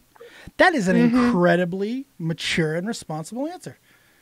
I love that answer. All right, let's move to. I got a few other things here. Someone that you talk about an incredible amount. I would go ahead and go as far as to call maybe a hero or an influence. Elon Musk. Yes. Oh man. So Elon is amazing because, and I call him on, on first name basis basically because he's like my best friend in my head. Oh yeah. I was about to say, is there something we don't know? Oh, I wish. I'm sorry, D'Angelo, but I would leave you for Elon Musk. I'm so sorry. Yeah. To be fair, I think I'd flip the script and switch hit for Elon if I had the opportunity. Yes. So the thing with Elon is that Anthony Bourdain committed suicide. Yeah. I needed a new role model and I needed a new hero because I had this hole in my heart from Anthony Bourdain doing something that I never saw him doing. Yeah. And because I looked up to him because he was able to live a billion lives and his poetic nature of the way he was able to describe things and still feel so cynical, the way he was able to bring himself from a small town in Massachusetts to make a name for himself accidentally before the internet really, back when paper books was a thing, right, before paper. Viral was a thing, Anthony Bourdain made his fame. And what I didn't realize was that he was more human than I had ever decided. And, I imagined him telling me, I said, because I was so heartbroken, like I was crying because I want to believe that I would give up from the same thing that affects me. I'm sure it hit you very, very close to home. Yeah. And I just imagine, talking to him and saying, like, why'd you do it? And he would say, be stronger than me. Right. Because you're dealing with the exact same things. Exactly. And I said, be stronger than me. You have stuff going for you, Zoe. You have a life. You have a family. His wife divorced him. He was always... He probably didn't even have a steady... He had his friend in France, but he probably didn't even have a steady person he talked to every day. Not anymore, yeah. And that's unfortunately like that. These are the things that keep life going. You put little, surprises in each day that make it worth living. And Elon Musk was my answer to that right. Sadness, because I learned about a man who, had been doing some pretty crazy things, and everyone had all these crazy opinions about him and his motives. But I resonated with this belief that greater than what was given to him. He happened on a whole bunch of money from PayPal because he made the right bets and he was hanging with the right guys. Yeah, he did. Made all this money into another company. He said, what is nobody doing right now? What will guarantee me publicity for the rest of my life? Trying to go to Mars. That is just, a built-in wonderful self-publicizing effect for his other businesses. I just saw him as someone who was able to game the algorithm in a way that was more and eventful than the way that I'd done it. Right. And his belief to, put money in electric vehicles and to believe in it so passionately. And when people were basically doing the opposite and feeling like, very tentative, they're like, these things are exploding. And he's like, no, I'm going to put my money where my mouth is. Yeah. And he is my hero because he was able to turn that money, that windfall that he should have just, by all means, just squirreled away. Yeah, he could have. And he given himself, and no one ever told him he couldn't do it. That's the big difference. No one ever told Elon Musk not capable of doing that. In fact, if they ever did tell him that, he probably just wouldn't even see it as an option. You're right. Very well possible. Because why wouldn't he? He's done everything that he said and he's put his mind to, because it just simply is not rational for him to think of a world where the things that he believes and wants do not happen. Yeah. That's a guy who makes his desires become reality. And that's what I did too. But I let my fears and I didn't have a support group around me to take care of me, and I didn't believe in my morals strong enough to have something to stand for. Right. So he helped me fix that, and putting money into his stock was like my first exposure into the stock market, and being able to buy my own Tesla. All of these things are like so that have jealous. given me. That's awesome. You have a Tesla. That's just awesome. You have a Tesla. I use it to build my self-confidence that I never had, to make myself feel good, you know? You got to send me a picture of that Tesla, Zoe. I'm sorry. You got to send me a picture. I would love to. Because, see, here's the thing. Some people know this about me. Not everybody does. I am an absolute mark 100% in the bag for Nikola Tesla. I love the company. Nikola Tesla, I believe, was the smartest man to ever live. Fuck Thomas Edison. He stole most of Nikola Tesla's idea fucking anyway. I'm a Tesla guy, true and true. And I think Elon Musk is such a perfect embodiment of what that company's supposed to represent. I'm with you on Musk. I love Musk. I really do. I think he's fantastic. A little weird, but he's going to Mars. He'll get there. You would be weird too if you literally had no one ever telling you that you couldn't do something. True. And then you get all of this money and you have all of these good intentions and you can't do anything. Right. Yeah, because now you're so scrutinized. It's kind of part of and you experience this yourself.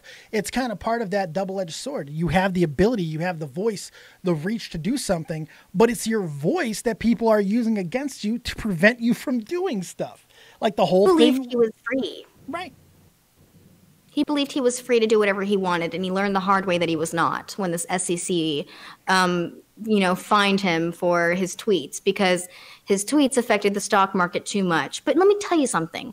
Anytime there's a news article that comes out, it affects the stock market. If I sneeze on Facebook's headquarters, the stock will go down. Oh, yeah. Like anything that happens that is publicized will affect a company's stock. But the interesting thing was how social media is going to affect Wall Street. I'm fascinated on this. And so the social media is a different kind of news article, a different kind of blog. The line in the sand, the SEC said, you cannot mess with the price that much because you cannot directly tweet something that will tank your stock prices. Like, right. You're not allowed to. You're not allowed to do that. But why not? It's manipulation. I mean, it's wrong. Yeah, it's manipulation. It's wrong. It's direct manipulation. How is it any different than when a company puts out a negative article? Is it because he is the owner of the company? Yeah, I think it's more of a direct thing. When companies will typically put something out against another company, it's usually in the form of an advertisement or a promo or something of that nature. And there's rules within they can fall in and what they can say. Like AT&T can reference Verizon, but they can't say too much about, you know what I mean? This was a little bit different. What Elon Musk did, it was more on a personal basis. I assume we're talking about the entire situation with the trapped children and the pedophile. No. No, that's what I thought you were talking about, because that seemed to be. I was referring. It was going to go private in a tweet, and that made the stock price of Tesla go down. Oh, okay. Really No, I see what you're saying. Yeah, I got you. Yeah. I apologize. I thought we were on a totally different topic. I'm sorry. You're good. It's the same kind of idea. It's the controversy behind it. And the point being is that he wasn't able to do something that affected the stock price that much. They decided that he's not allowed to do that.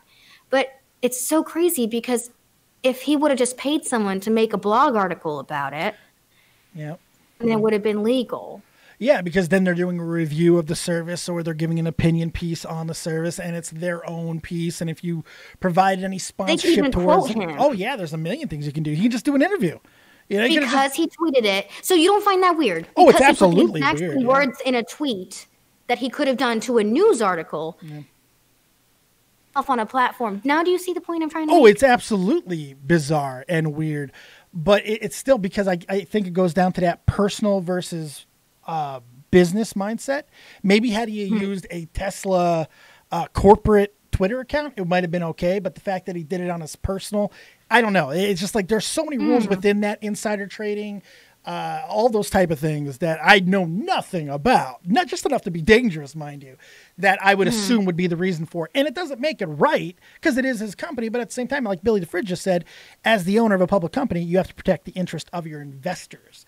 Imagine that you're growing up Elon Musk and you go to this Stanford and you get into it and you grew up pretty wealthy, you grew up pretty worldly, you went from South Africa to America, you relocated, you threw a couple parties in college, made some money off of it, and you go to Stanford and you're like, I'll drop out, it's too difficult, it's not anything applicable for me. Right. So you make your own company and then you hit the big money, you get the payout from selling your company, you get the millions and millions of dollars.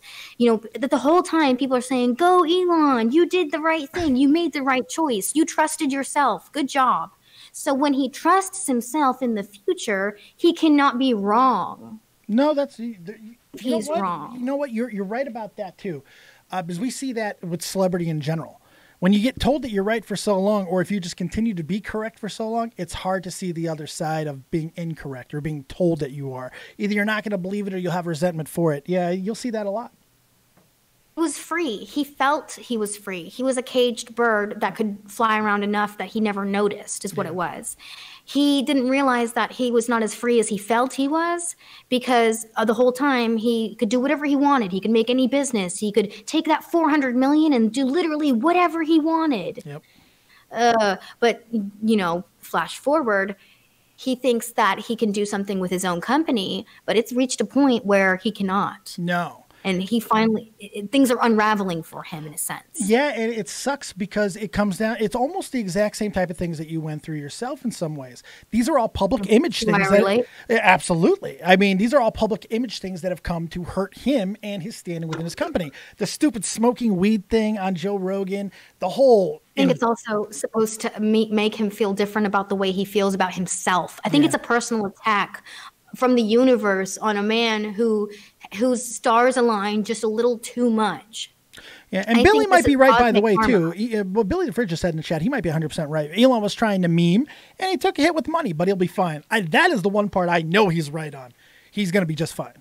Elon Musk is a winner. You can tell. He's a winner. And I think you're a winner, too, by the way, Zoe. I think you will ultimately end up on your feet. I think that's one thing that almost anybody who listened to this interview today would take away from this conversation. You're going to be okay. I'm convinced of that after this conversation, Zoe. I really am. And people worry sometimes. Oh, I'm sure I have too. Every now and then, I feel I'm now in the spot in our friendship or whatever that I can write you and be like, "Hey, are you okay?" And I might take a while to get a response, but I'm always going to be there bugging you. Congratulations, you have a pain in the ass for the rest of your life. I hope you enjoy it. Oh, thank you. We call those friends. When I did all that research, after I was not famous anymore, I had a lot of time on my hands. So I figured, do a little research on the friends, and I found out that's what they're supposed to be. They're people friendship? that you choose to hang around, and you choose to associate with, and you choose to communicate with. That is your friend circle. Yes. So actually what you don't know is that I don't really talk to anybody. No one really cares about me anymore. And that you're one of the few people who hit me up in my DMs. I just don't respond to many people because I never get on Twitter. Because when I do, they attack me. Right, so I try not to. Yeah, fair enough. I got a few more names for you and we'll go through them quickly. And then we've gone 2 hours. I cannot believe how long. We can go forever. I'm having so much fun. All right. But I know you're a very busy person. You got a lot to get to, so I don't want to take up too much of your time. A few more things real quick. Lux Gaming. Thoughts on that in retrospect and hindsight or the future? I think the money's still there. The concept is still sound. I just think the application, there's 1,000,001 different ways to apply the idea, and that is the whole method. Like, me thinking I came up with the idea of the girl group living in a house, doing things together. I really believe that I created that. But in reality, that whole trope has been around for a while. Sure. So I would try and in retrospect, try and come up with a better business plan in terms of things I'm supposed to do, not just publicity I'm supposed to make. Because I only looked at things in terms of publicity and how much exposure they would give me, and not how this was building my content, my client base. Yeah. If Lux does make a full appearance in the future, completely 100%, what will it look? What would you like it to look like in the future? I would like it to be a group of girls who collaborate together, who are there's 4 or 5, and they go out to mansion locations, and then we do like specialized content like Patreon and make it like these girls' paradise, make it to girls, show it off as like, oh, we're doing girl support, we're having girls vacation, and from the guy's side we're making sexy content, and then we're also a bunch of girls hanging out together, so because that nips the spending too much time together problem and the having to take care of them all the time problem. True. And then you'd still get content created, because the big issue was, how do you create content? Because a lot of these girls just were not motivated, and the big thing that I learned, and I might be misquoted in the future for saying this, or this might be held against me, so have fun. Fair enough. I believe that you should not hire someone who is smart enough for the job you want to give them. I believe you should hire someone who is just under as smart enough for the job you should give them, because if you give someone who is just smart enough, they have just enough intelligence to get in trouble with the familiarity of things. Fair enough. And they're not going to try and cut corners, and they're not going to be as comfortable to cut corners. And that's only because with issues of like money and giving people access to things, people are going to take what they can get. Oh, sure. And you have to believe that people, for the most part, are going to steal and take from you, and that's their nature, and you're helping them not do that.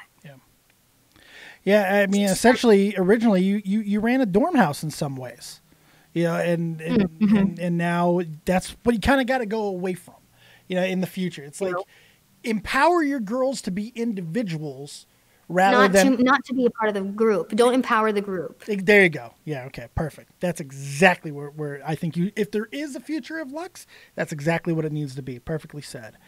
All right, Killer Keemstar.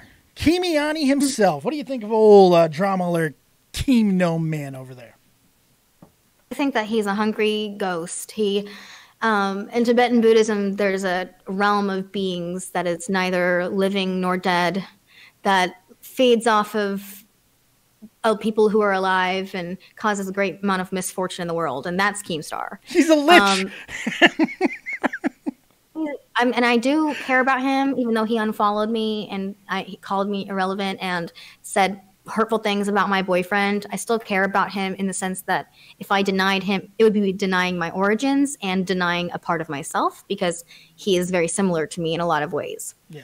In terms of like how he got there, he just stayed up there. And I think that he has part of the blinders on to not seeing other people's perspectives, because he's gotten things so right, like that kind of person we talked about. Right. And I think that he causes a lot of pain because he's in a lot of pain. And he helps capture a kind of like trolley kid, teenager that is in a lot of pain as well, that likes to inflict pain on others. Like, they never kill the little animals, but they definitely rough them up a little bit. You know what I mean? Yeah, absolutely. Kind of like the energy that I feel him channeling, and that's unfortunately and a good thing, both unfortunate and a good thing, is that it channels that energy into doing something that they could be doing something worse, like stealing. They're just watching his content. Yeah, very true. The morals are sometimes questionable that he's preaching, because no question. But I think it's because he's ultimately confused himself. So I just can't say anything that doesn't apply to me. Well, yeah, no, I can see that too, because you see this a lot when you have fame. You have to weigh what's working and making you money against what you've always felt is right or wrong. And sometimes that could be a very difficult conversation to have internally. And I think Keem has, I don't think Keem has those conversations anymore. I think he had those conversations many years ago and told those voices to shut the fuck up. That's what I think. I think having a conscience got him hurt. And I think that now he's as ruthless as people were to him. Yeah. But you know what? It's weird. Even with all of it, he still, for no reason, came on and gave me an interview. He's just a bizarre. Yes, he's surprisingly humble. At times. It was a weird interview. That was a weird interview I did with him, man. It was. I'm very proud of it. It was insane. I never expected it. But yeah, that was something else altogether. Okay. One more question and then one more person. All right. Here's the question: do you have any idea of the whereabouts of John Scarce? Because he has disappeared again. No, but if I had to hasten a guess, I did text him to see if he was okay, but no response. 2 two places. He either moved back in with his parents and just taking a break from social media, or he's not okay. Yeah. You know, because he lived by himself, and like when I was there working with him, collaborating, I stayed at his house, and like his cat died like after I left, like 4 days after I left. Oh, so that was that time frame. I mean, everybody remembers the cat dying. Because it was a little bit of a meme. But so you were there at that time. Okay. No, like you don't understand. It's the meme, but like that cat, and it was like greasy because it wasn't taking care of itself. It wasn't like licking itself. And I was like kind of like wondering like, why is this cat greasy? And I didn't put much thought in it. And then when it died 4 days later, I realized it was because it was sick and it wasn't grooming itself. Yeah, that's not good. You know, and he was crying with me on the phone, just crying, and he brought the dead body to the vet. You know, he was he had no one else. And his dad told him when he was growing up, you're going to be a garbage man and nothing more. Yeah. And then he gets famous and gets money, and then his parents are asking him for money. What does that do to somebody? The people that you've always wanted attention from, you've always wanted love, that are supposed to take care of you the most, more than anyone in the world, are dirtbags. Right. What do you... like, he's just such a good boy, and he's such a like good soul. Had issues. I think his dad was afraid of him being nothing, like himself, and voiced those fears. But I really think that John is very, very, very like, because his experience of life is not reality. Yeah. Unfortunately, I think it's very tiring, and I think he likes to take breaks because he can. He literally makes like $30,000 a week. Easy. When he's probably still making okay money off the residuals, to be honest. Even when he's not working, he's still making money. So I know that he pissed off my manager though. He do a sponsorship thingy, and then he pulled out of it last minute, and then he didn't get the cut. Then he didn't. My manager didn't get the cut, and he was really pissed. Yeah, it was for like a video game. Like he was supposed to do a video game commercial in the beginning of it, like on the app, playing on the app. And then he's like, "Oh, I feel like a sellout. I don't want to do it anymore." Because it was for 30 G's, and he said, "I can make that in a week. I don't care." Oh, really? Okay. Oh. Yeah. So. Yeah, but your manager was a scumbag anyway, so it's okay. He is a scumbag. So he tried to be like, oh, you know what Scarce did? You know, he was like this to me. And I was like, well, I hit him up because that's what I was intended to do, because that was like the code. Go hit him up and figure out what happened and whatever. Right. And he just told me the reasoning. I thought it was sound reasoning, but then I didn't realize at the time why he would be so upset. And that's because he didn't get his share. And then, you know, he spun it as like, oh, they were contracted to money and they were contracted to an ad, but that's not really how it works. No. You don't get contracted to making work unless you produce the work and then take the money, you know? Yeah, like Rise Gum. You do the video, you get the 100K, 200K, whatever the case may be. Yeah. Exactly. So maybe the money already transferred hands and they had to refund it, and then Michael was looking bad to his superiors. That's possible. That's possible. Happened, but there's so many other things going on under the surface. Like, I want you to know that any of the money that they're making off Tana Mojo, off Rice Gum, like Full Screen will be alive longer than Tana Mojo will be. Oh, sure. Yeah, absolutely. Like, she got a couple of years left if she's lucky. Yeah. I mean, but she knows that too, and that's okay. I just think that she's a good example of what I could have been. Her and Sniper Wolf, who now has 13 million, by the way. Oh, that. But to be fair, two of the most loathed people on the fucking platform as well, though. I mean, like. That's what I'm saying. Part of it, yeah. That's part of the similarity. Yeah, they are incredibly hated. Holy hell. Man. They are not liked. I've gone after Tana a couple. That's an interview I would do too. I'd love to get her perspective of things. I mean, even you just showing a little bit of perspective with her management and stuff, instantly interesting to me. Like, I want to hear that story. I'll tell you my perspective on Tana is that she's surrounded by that whole friend group, and like all they do is like drugs, parties, go to Bootsy Bellows, like all these like LA hot clubs, go into these Like, if I lived in LA, I could have been living the life that Tana Mojo was doing, that is she's living, because she chose to be in the hullabaloo of everything. Like, right, yeah. I could have been taking all those interviews and all this stuff could have happened, but unfortunately, when you're not in the center of it, it's not the same. Sure. Absolutely. Let's stay in the social circles, make friends. Like, once you start making famous friends, that's when you really make it, because you guarantee each other's celebrity. Right. Yeah, because it just becomes self-perpetuating at that point. Yeah. Exactly. And Bella Thorne, I think she's a mastermind. Tana Mojo's a mastermind. I think that she single-handedly can manipulate public perspective in a productive manner. And I also think that she has issues and not wanting to cope issues, and that she needs family therapy and personal therapy, which is what I go through as well. Yeah, I'm sure she definitely could use that. We all because could. of the fame and the cocaine and Xanax in her life. And I know what that lifestyle is like, and it's just very fast. It's a very fast lifestyle. Like, she's going to need those fillers because all the stimulants will make you lose weight. It's going to change the proportion of the fat you have. Like, she's not even fully developed. Her brain doesn't develop till 26. So she's just still a kid. She's still a kid. Basically, she's still a kid. And it's all of this fame, all of this money, all of the drugs, like,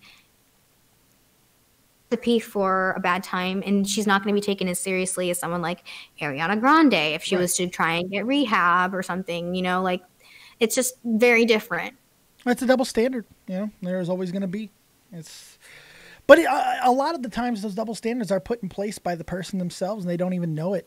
The walls they put up, their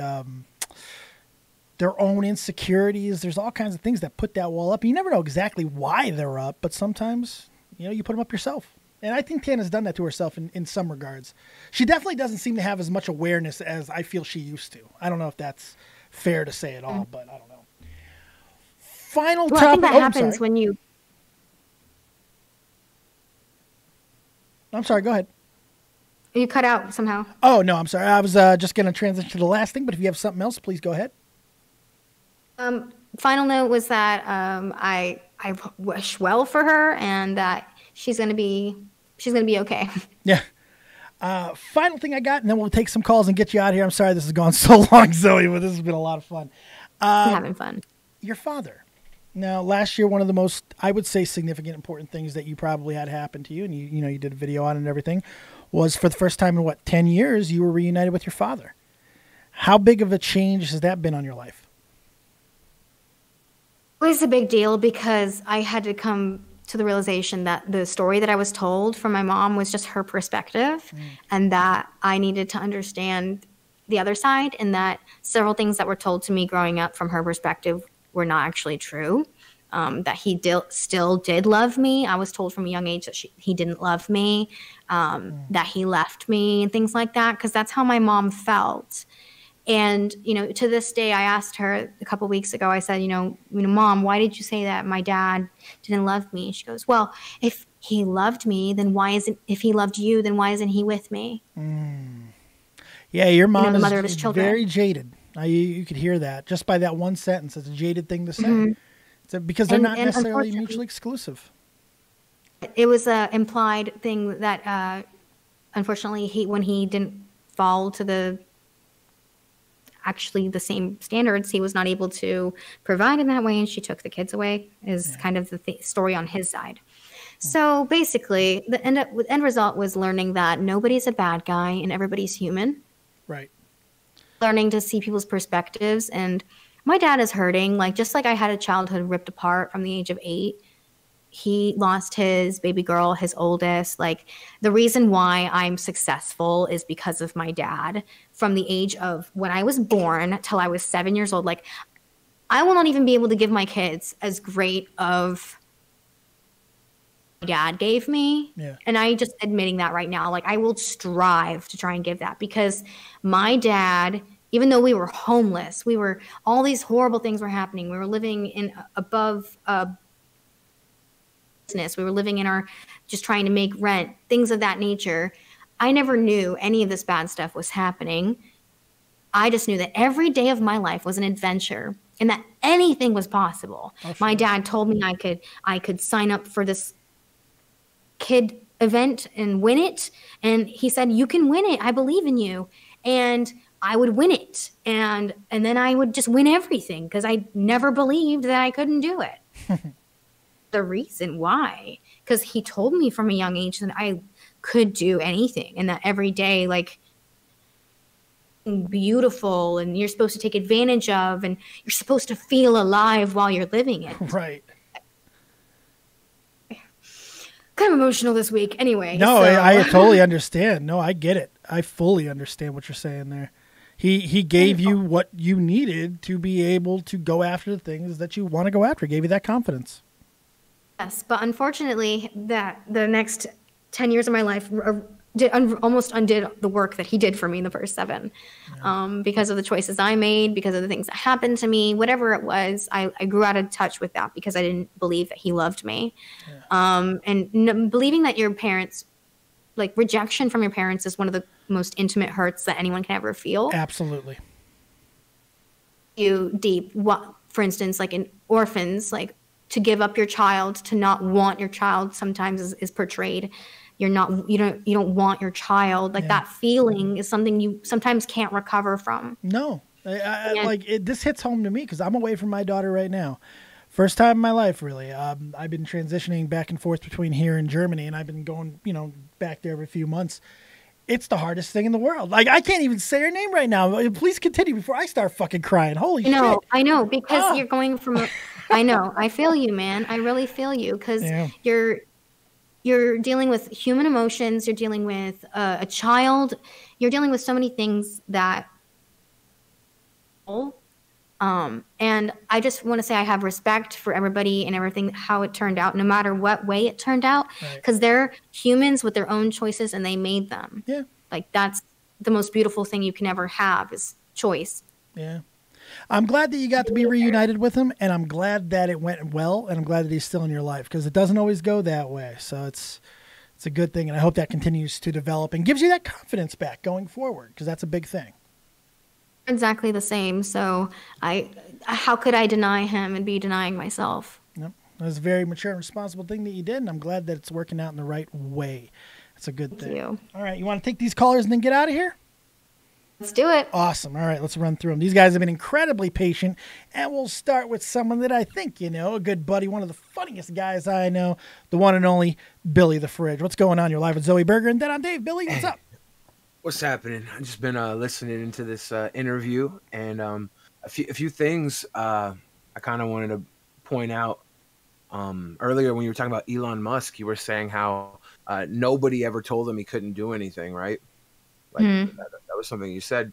Like, I'm sure many people told him he couldn't do something, right? Like, you just can't listen to the people. Yeah.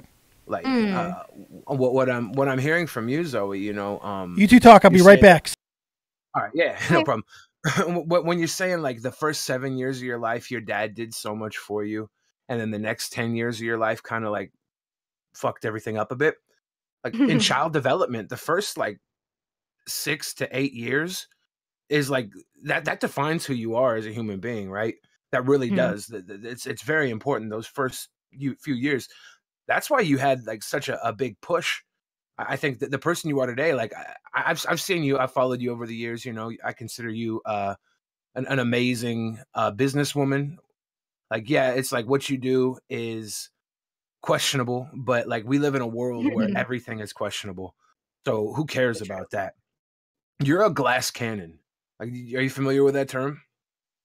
It sounds fragile. Good term. Yeah, you're fragile, but you're powerful, right?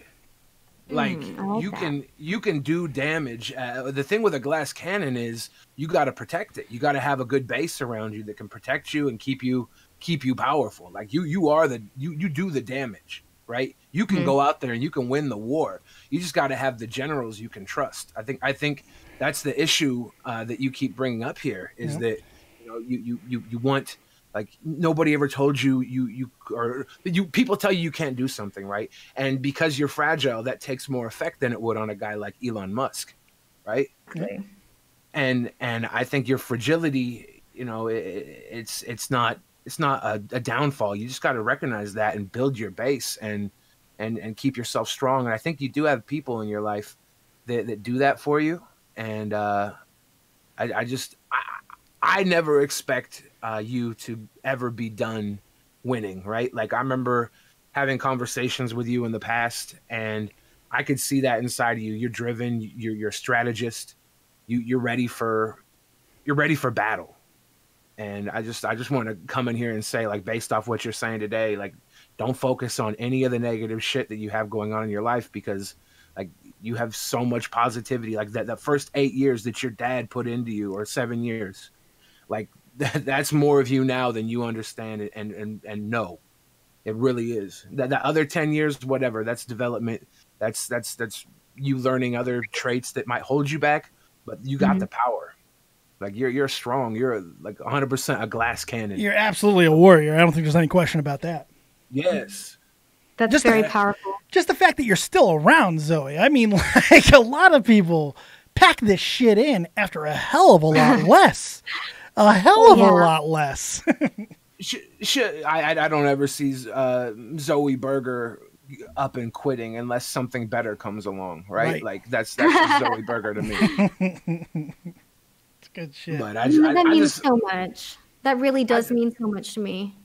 Well, I mean, words are words, right? Like you're the one out here doing what you do every day, and I feel like if I can add a little perspective that might keep you going, that's my job to you as a fan, you know, someone watching. I would hope other fans do the same for you and keep you going and keep you motivated, because you know you deserve it. You're a creator. We're all creators. Dave, you're a creator. I'm a creator. And it's hard being a creative because you are your own like motivator all the time, right? Either like the fans motivator, own worst critic, all of that shit. Yeah. And it's you don't always get to hear the positivity from everybody. Sometimes you focus too much on the negativity. You focus on the people who tell you can't do something, but are like Elon Musk. He got to where he got because you know he just did it anyways. The only time you can't do something, or the only time the people that tell you can't do something are right, is when you listen to them. Yep. It's only failure when you quit. If you keep on, if you pick yourself up and you learn something from the mistake that you made, you haven't failed anything. You learned another lesson so you can succeed. That's it. Yeah. I feel like this was an intervention and I really needed it. Thank you. Well, you got the ball rolling, Zoe. You and your words got this whole thing rolling. It's a celebration. There you go. If you might be not at the top of your game right now or whatever, but that's not what it's about. You know, you don't run 100% all the time. You gotta get back and collect yourself and then go back in again, and you will. Yeah. You do it all the time. Like when I see you post a video where like you know you're obviously hurting and stuff, like I don't sit there and think, man, I need to DM Zoie Burgher and see if she's okay. Like I know you're gonna be okay because that's who you have proven to be. Thank you. And the day that you're not okay, fuck. But I don't believe that day's anytime soon. No, I got to be honest with you, Billy. I wrote her when she cut her hair. I did. Yeah. I did. I wrote you when you cut your hair. I did do that. Yeah. But it's okay, and I think that's out of concern, and that a lot of people were concerned about me. That, sure. And they wanted to show that in the times when they perceived it to be going the roughest. But the only thing that I ever did was just externalize and show what was actually something that was pretty common that happened growing up for me. And just due to my mental health, my mother's mental health, I just gave people a really good lens into mental health crisis and mental illness a little bit. What depression makes you have different values and act differently. And, so a lot of my formative personality traits happened after my depression. So I had to learn what I am without my depression. And I had to kind of like infer that. And so when people reached out to me, I was able to feel like sympathy, people reaching out in sympathy. And I hadn't felt that ever, because that was something, there's one thing that Zoe did not act like she needed. It was sympathy. Yeah. And unfortunately, that was the one thing I needed the most, because I had one of the most difficult upbringings that I've heard, especially, you know, a lot of the things that I did to myself. Yeah. So to hear you say that, you know, it makes me believe something I have a theory about, which is I'm not done yet, and that I have a lot to prove and a lot to show to people, because I think that people look to me. There are some people who look up to me as like, hey, you know, they might not be watching me currently. They're not watching my stuff, but they know me, and they're like, I'm going to keep an eye on her. Not every day. I'm going to keep an eye on her every 6 months, you know? Yeah. Not to interrupt anything, guys. I got to do something real quick. I'm so sorry. The notification did not come up. I didn't see it. I don't know if anybody else saw it over the course of the interview, but we got 2 donations and a really fucking big one. So first, Core Master, thank you very much for the $10. I do appreciate it.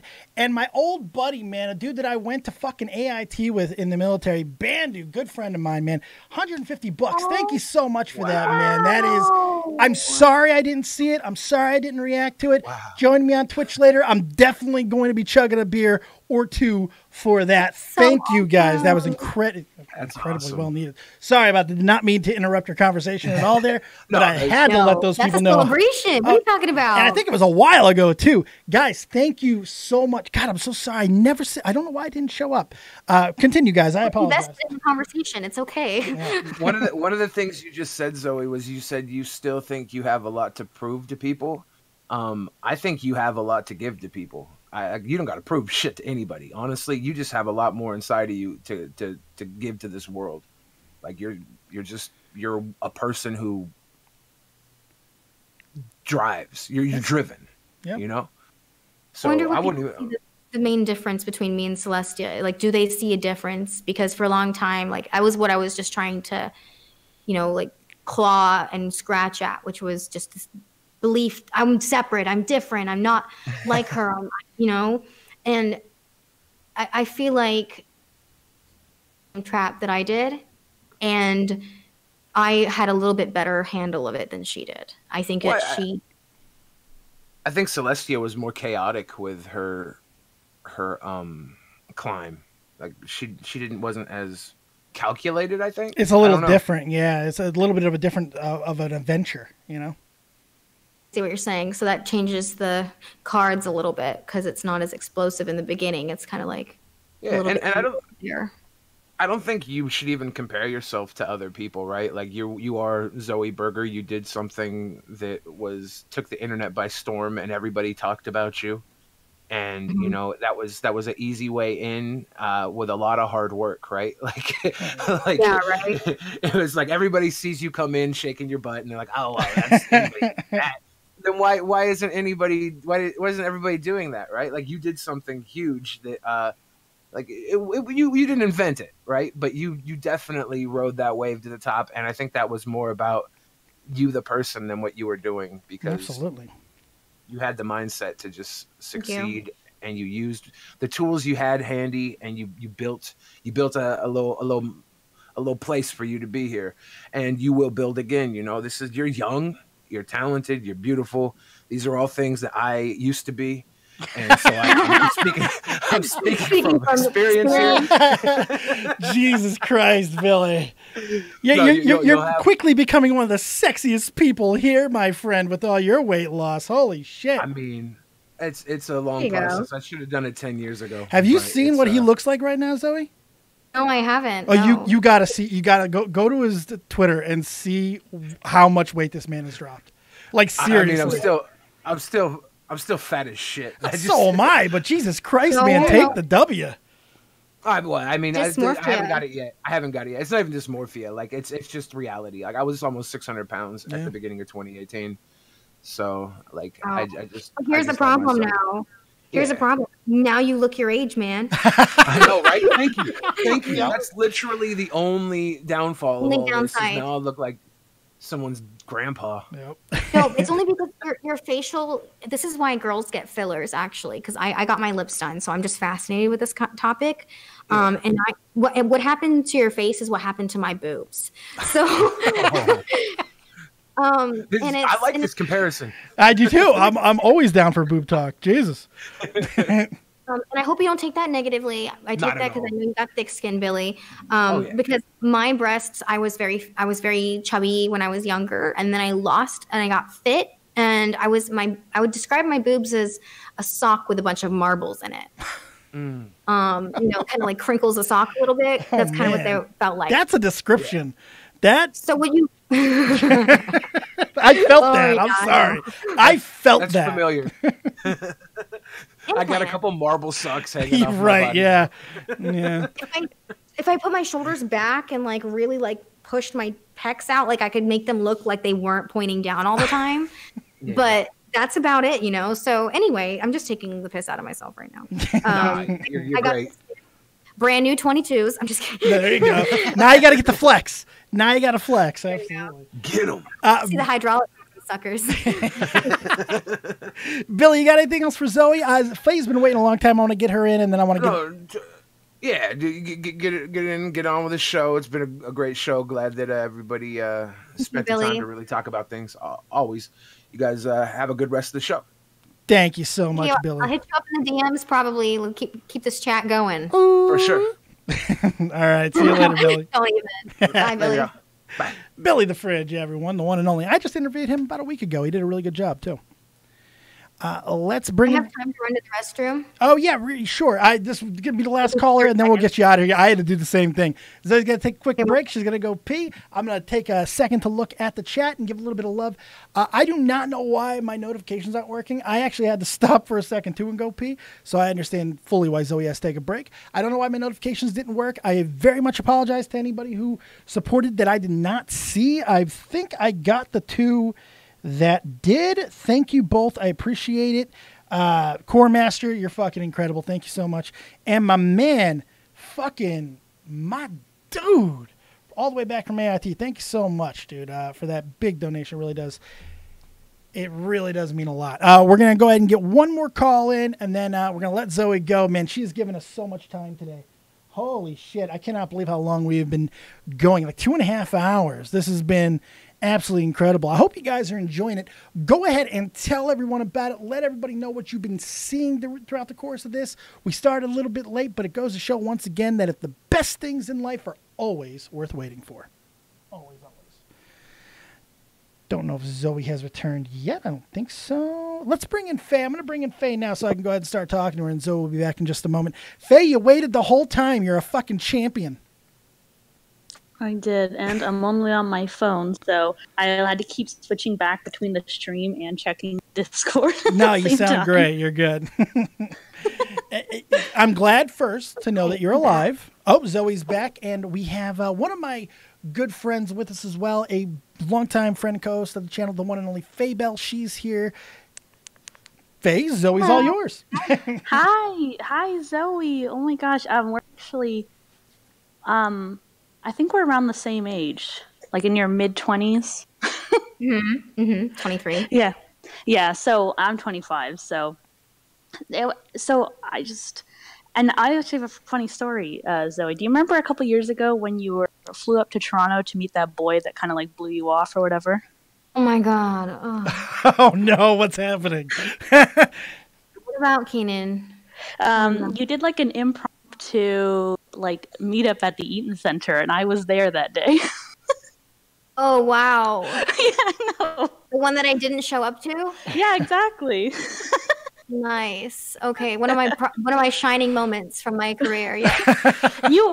You were having a rough time, let me tell you. Dude, I was drunk. I was drunk in my Airbnb, face down, fucking eyelashes messed up, hair messed up, just, you know, it was horrible. Just stayed the night with some random dude on Valentine's Day that I didn't know because I was miserable.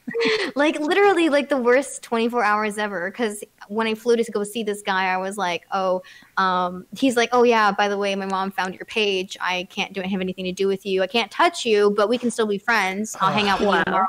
My mom. I'll hang out with you tomorrow. Yeah.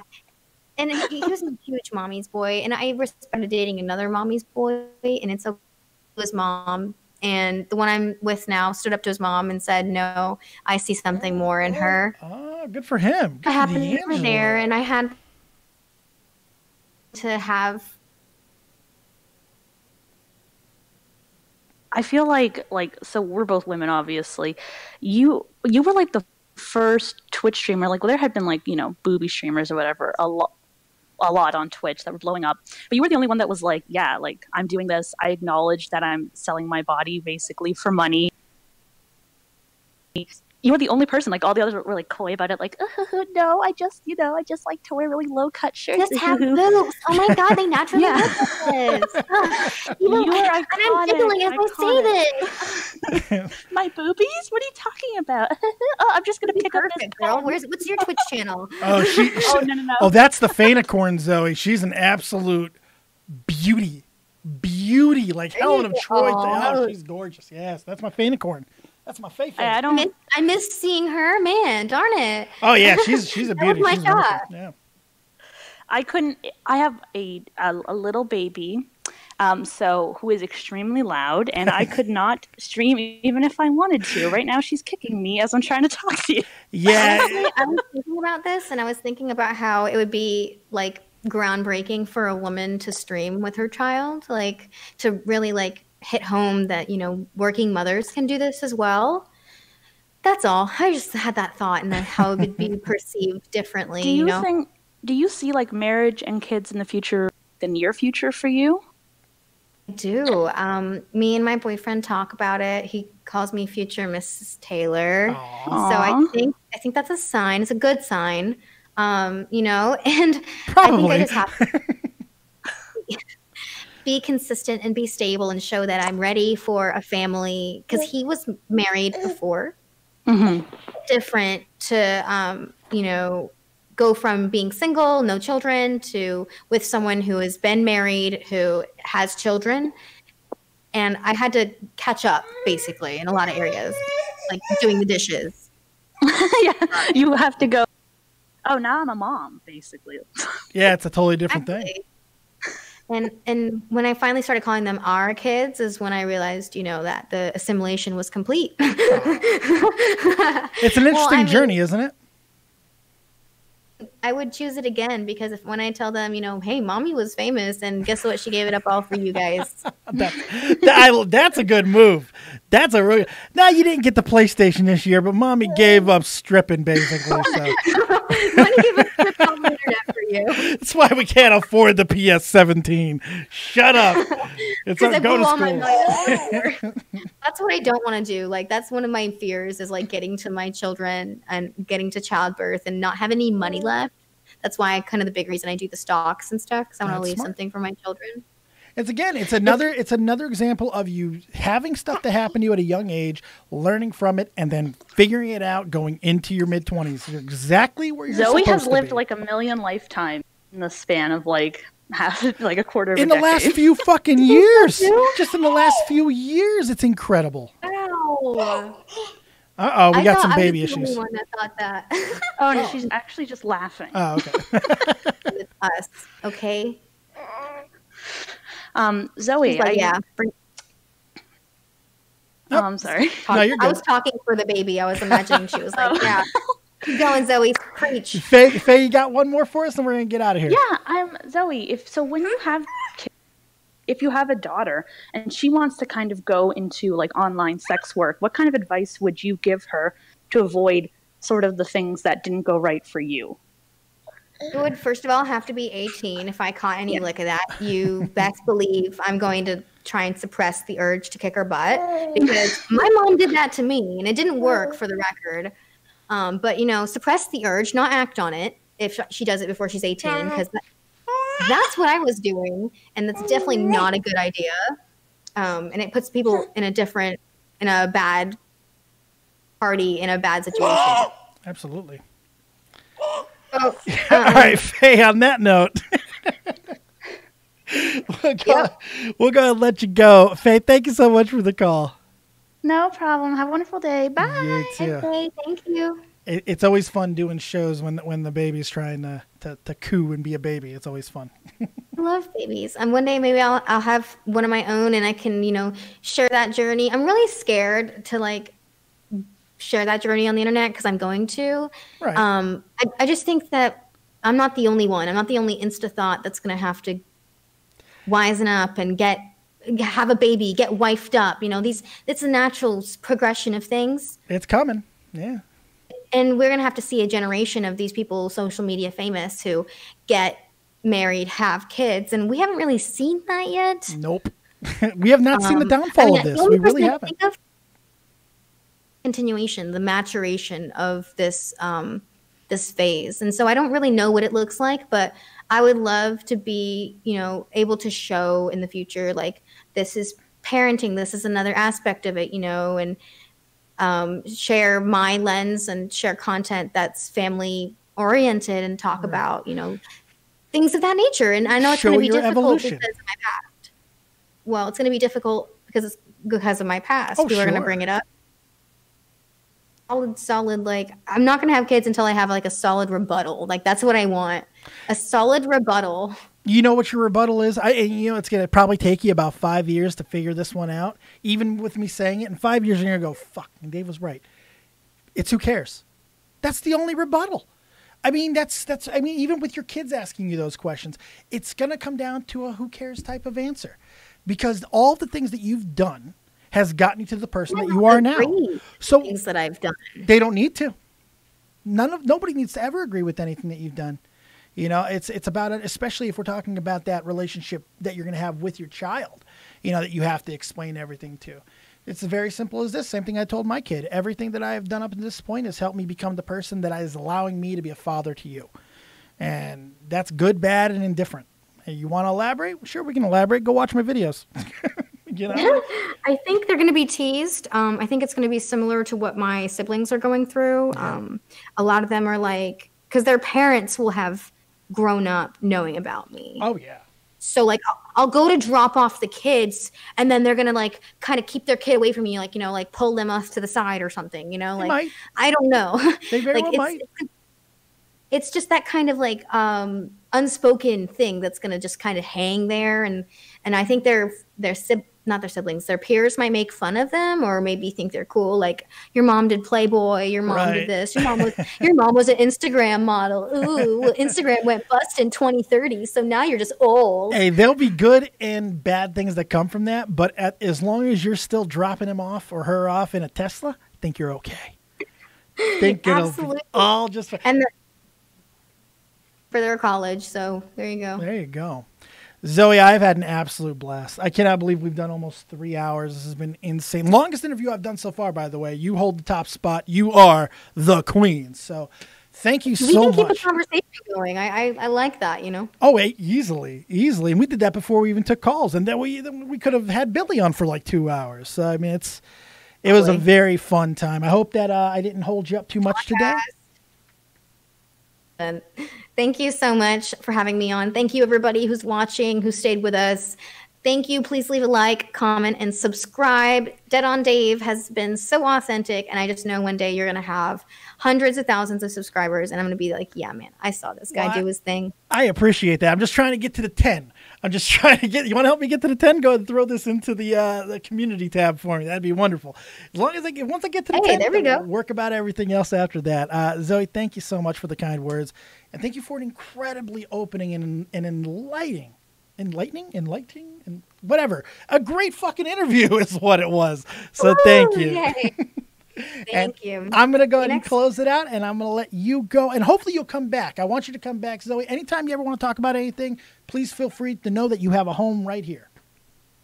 Subscribe to PewDiePie. Bye. See you later, Zoe. Zoie Burgher, everybody. She did it. And this is why you don't shit on anybody. This is why you be understanding about anybody's situation. Because, look, if I was some short-sighted asshole who just decided to go take a shit on Zoe when she didn't come the first couple times, I wouldn't have got that amazing and open interview that we did with Zoe today. So hopefully you guys enjoyed it. Thank you guys. And again, I hate missing donations. I hate not being appreciative, and I'm sorry.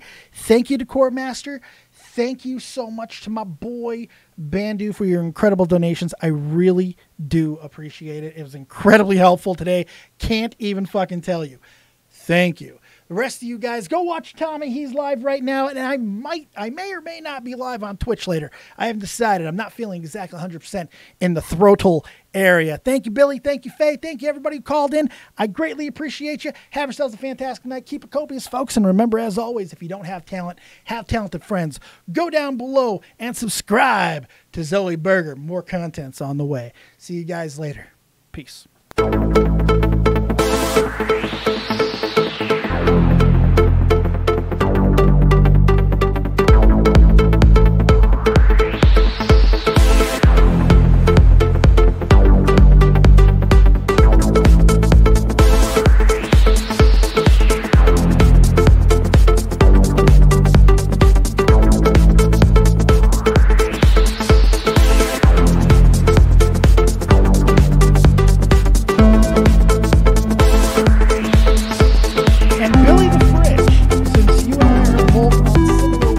Journeys. Now that I'm starting to get mine back into the way it's supposed to be, Billy, I offer you this. After you and I are both around 250 pounds, we donate our extra skin to those who are looking for a foreskin procedure. We'll see you next time.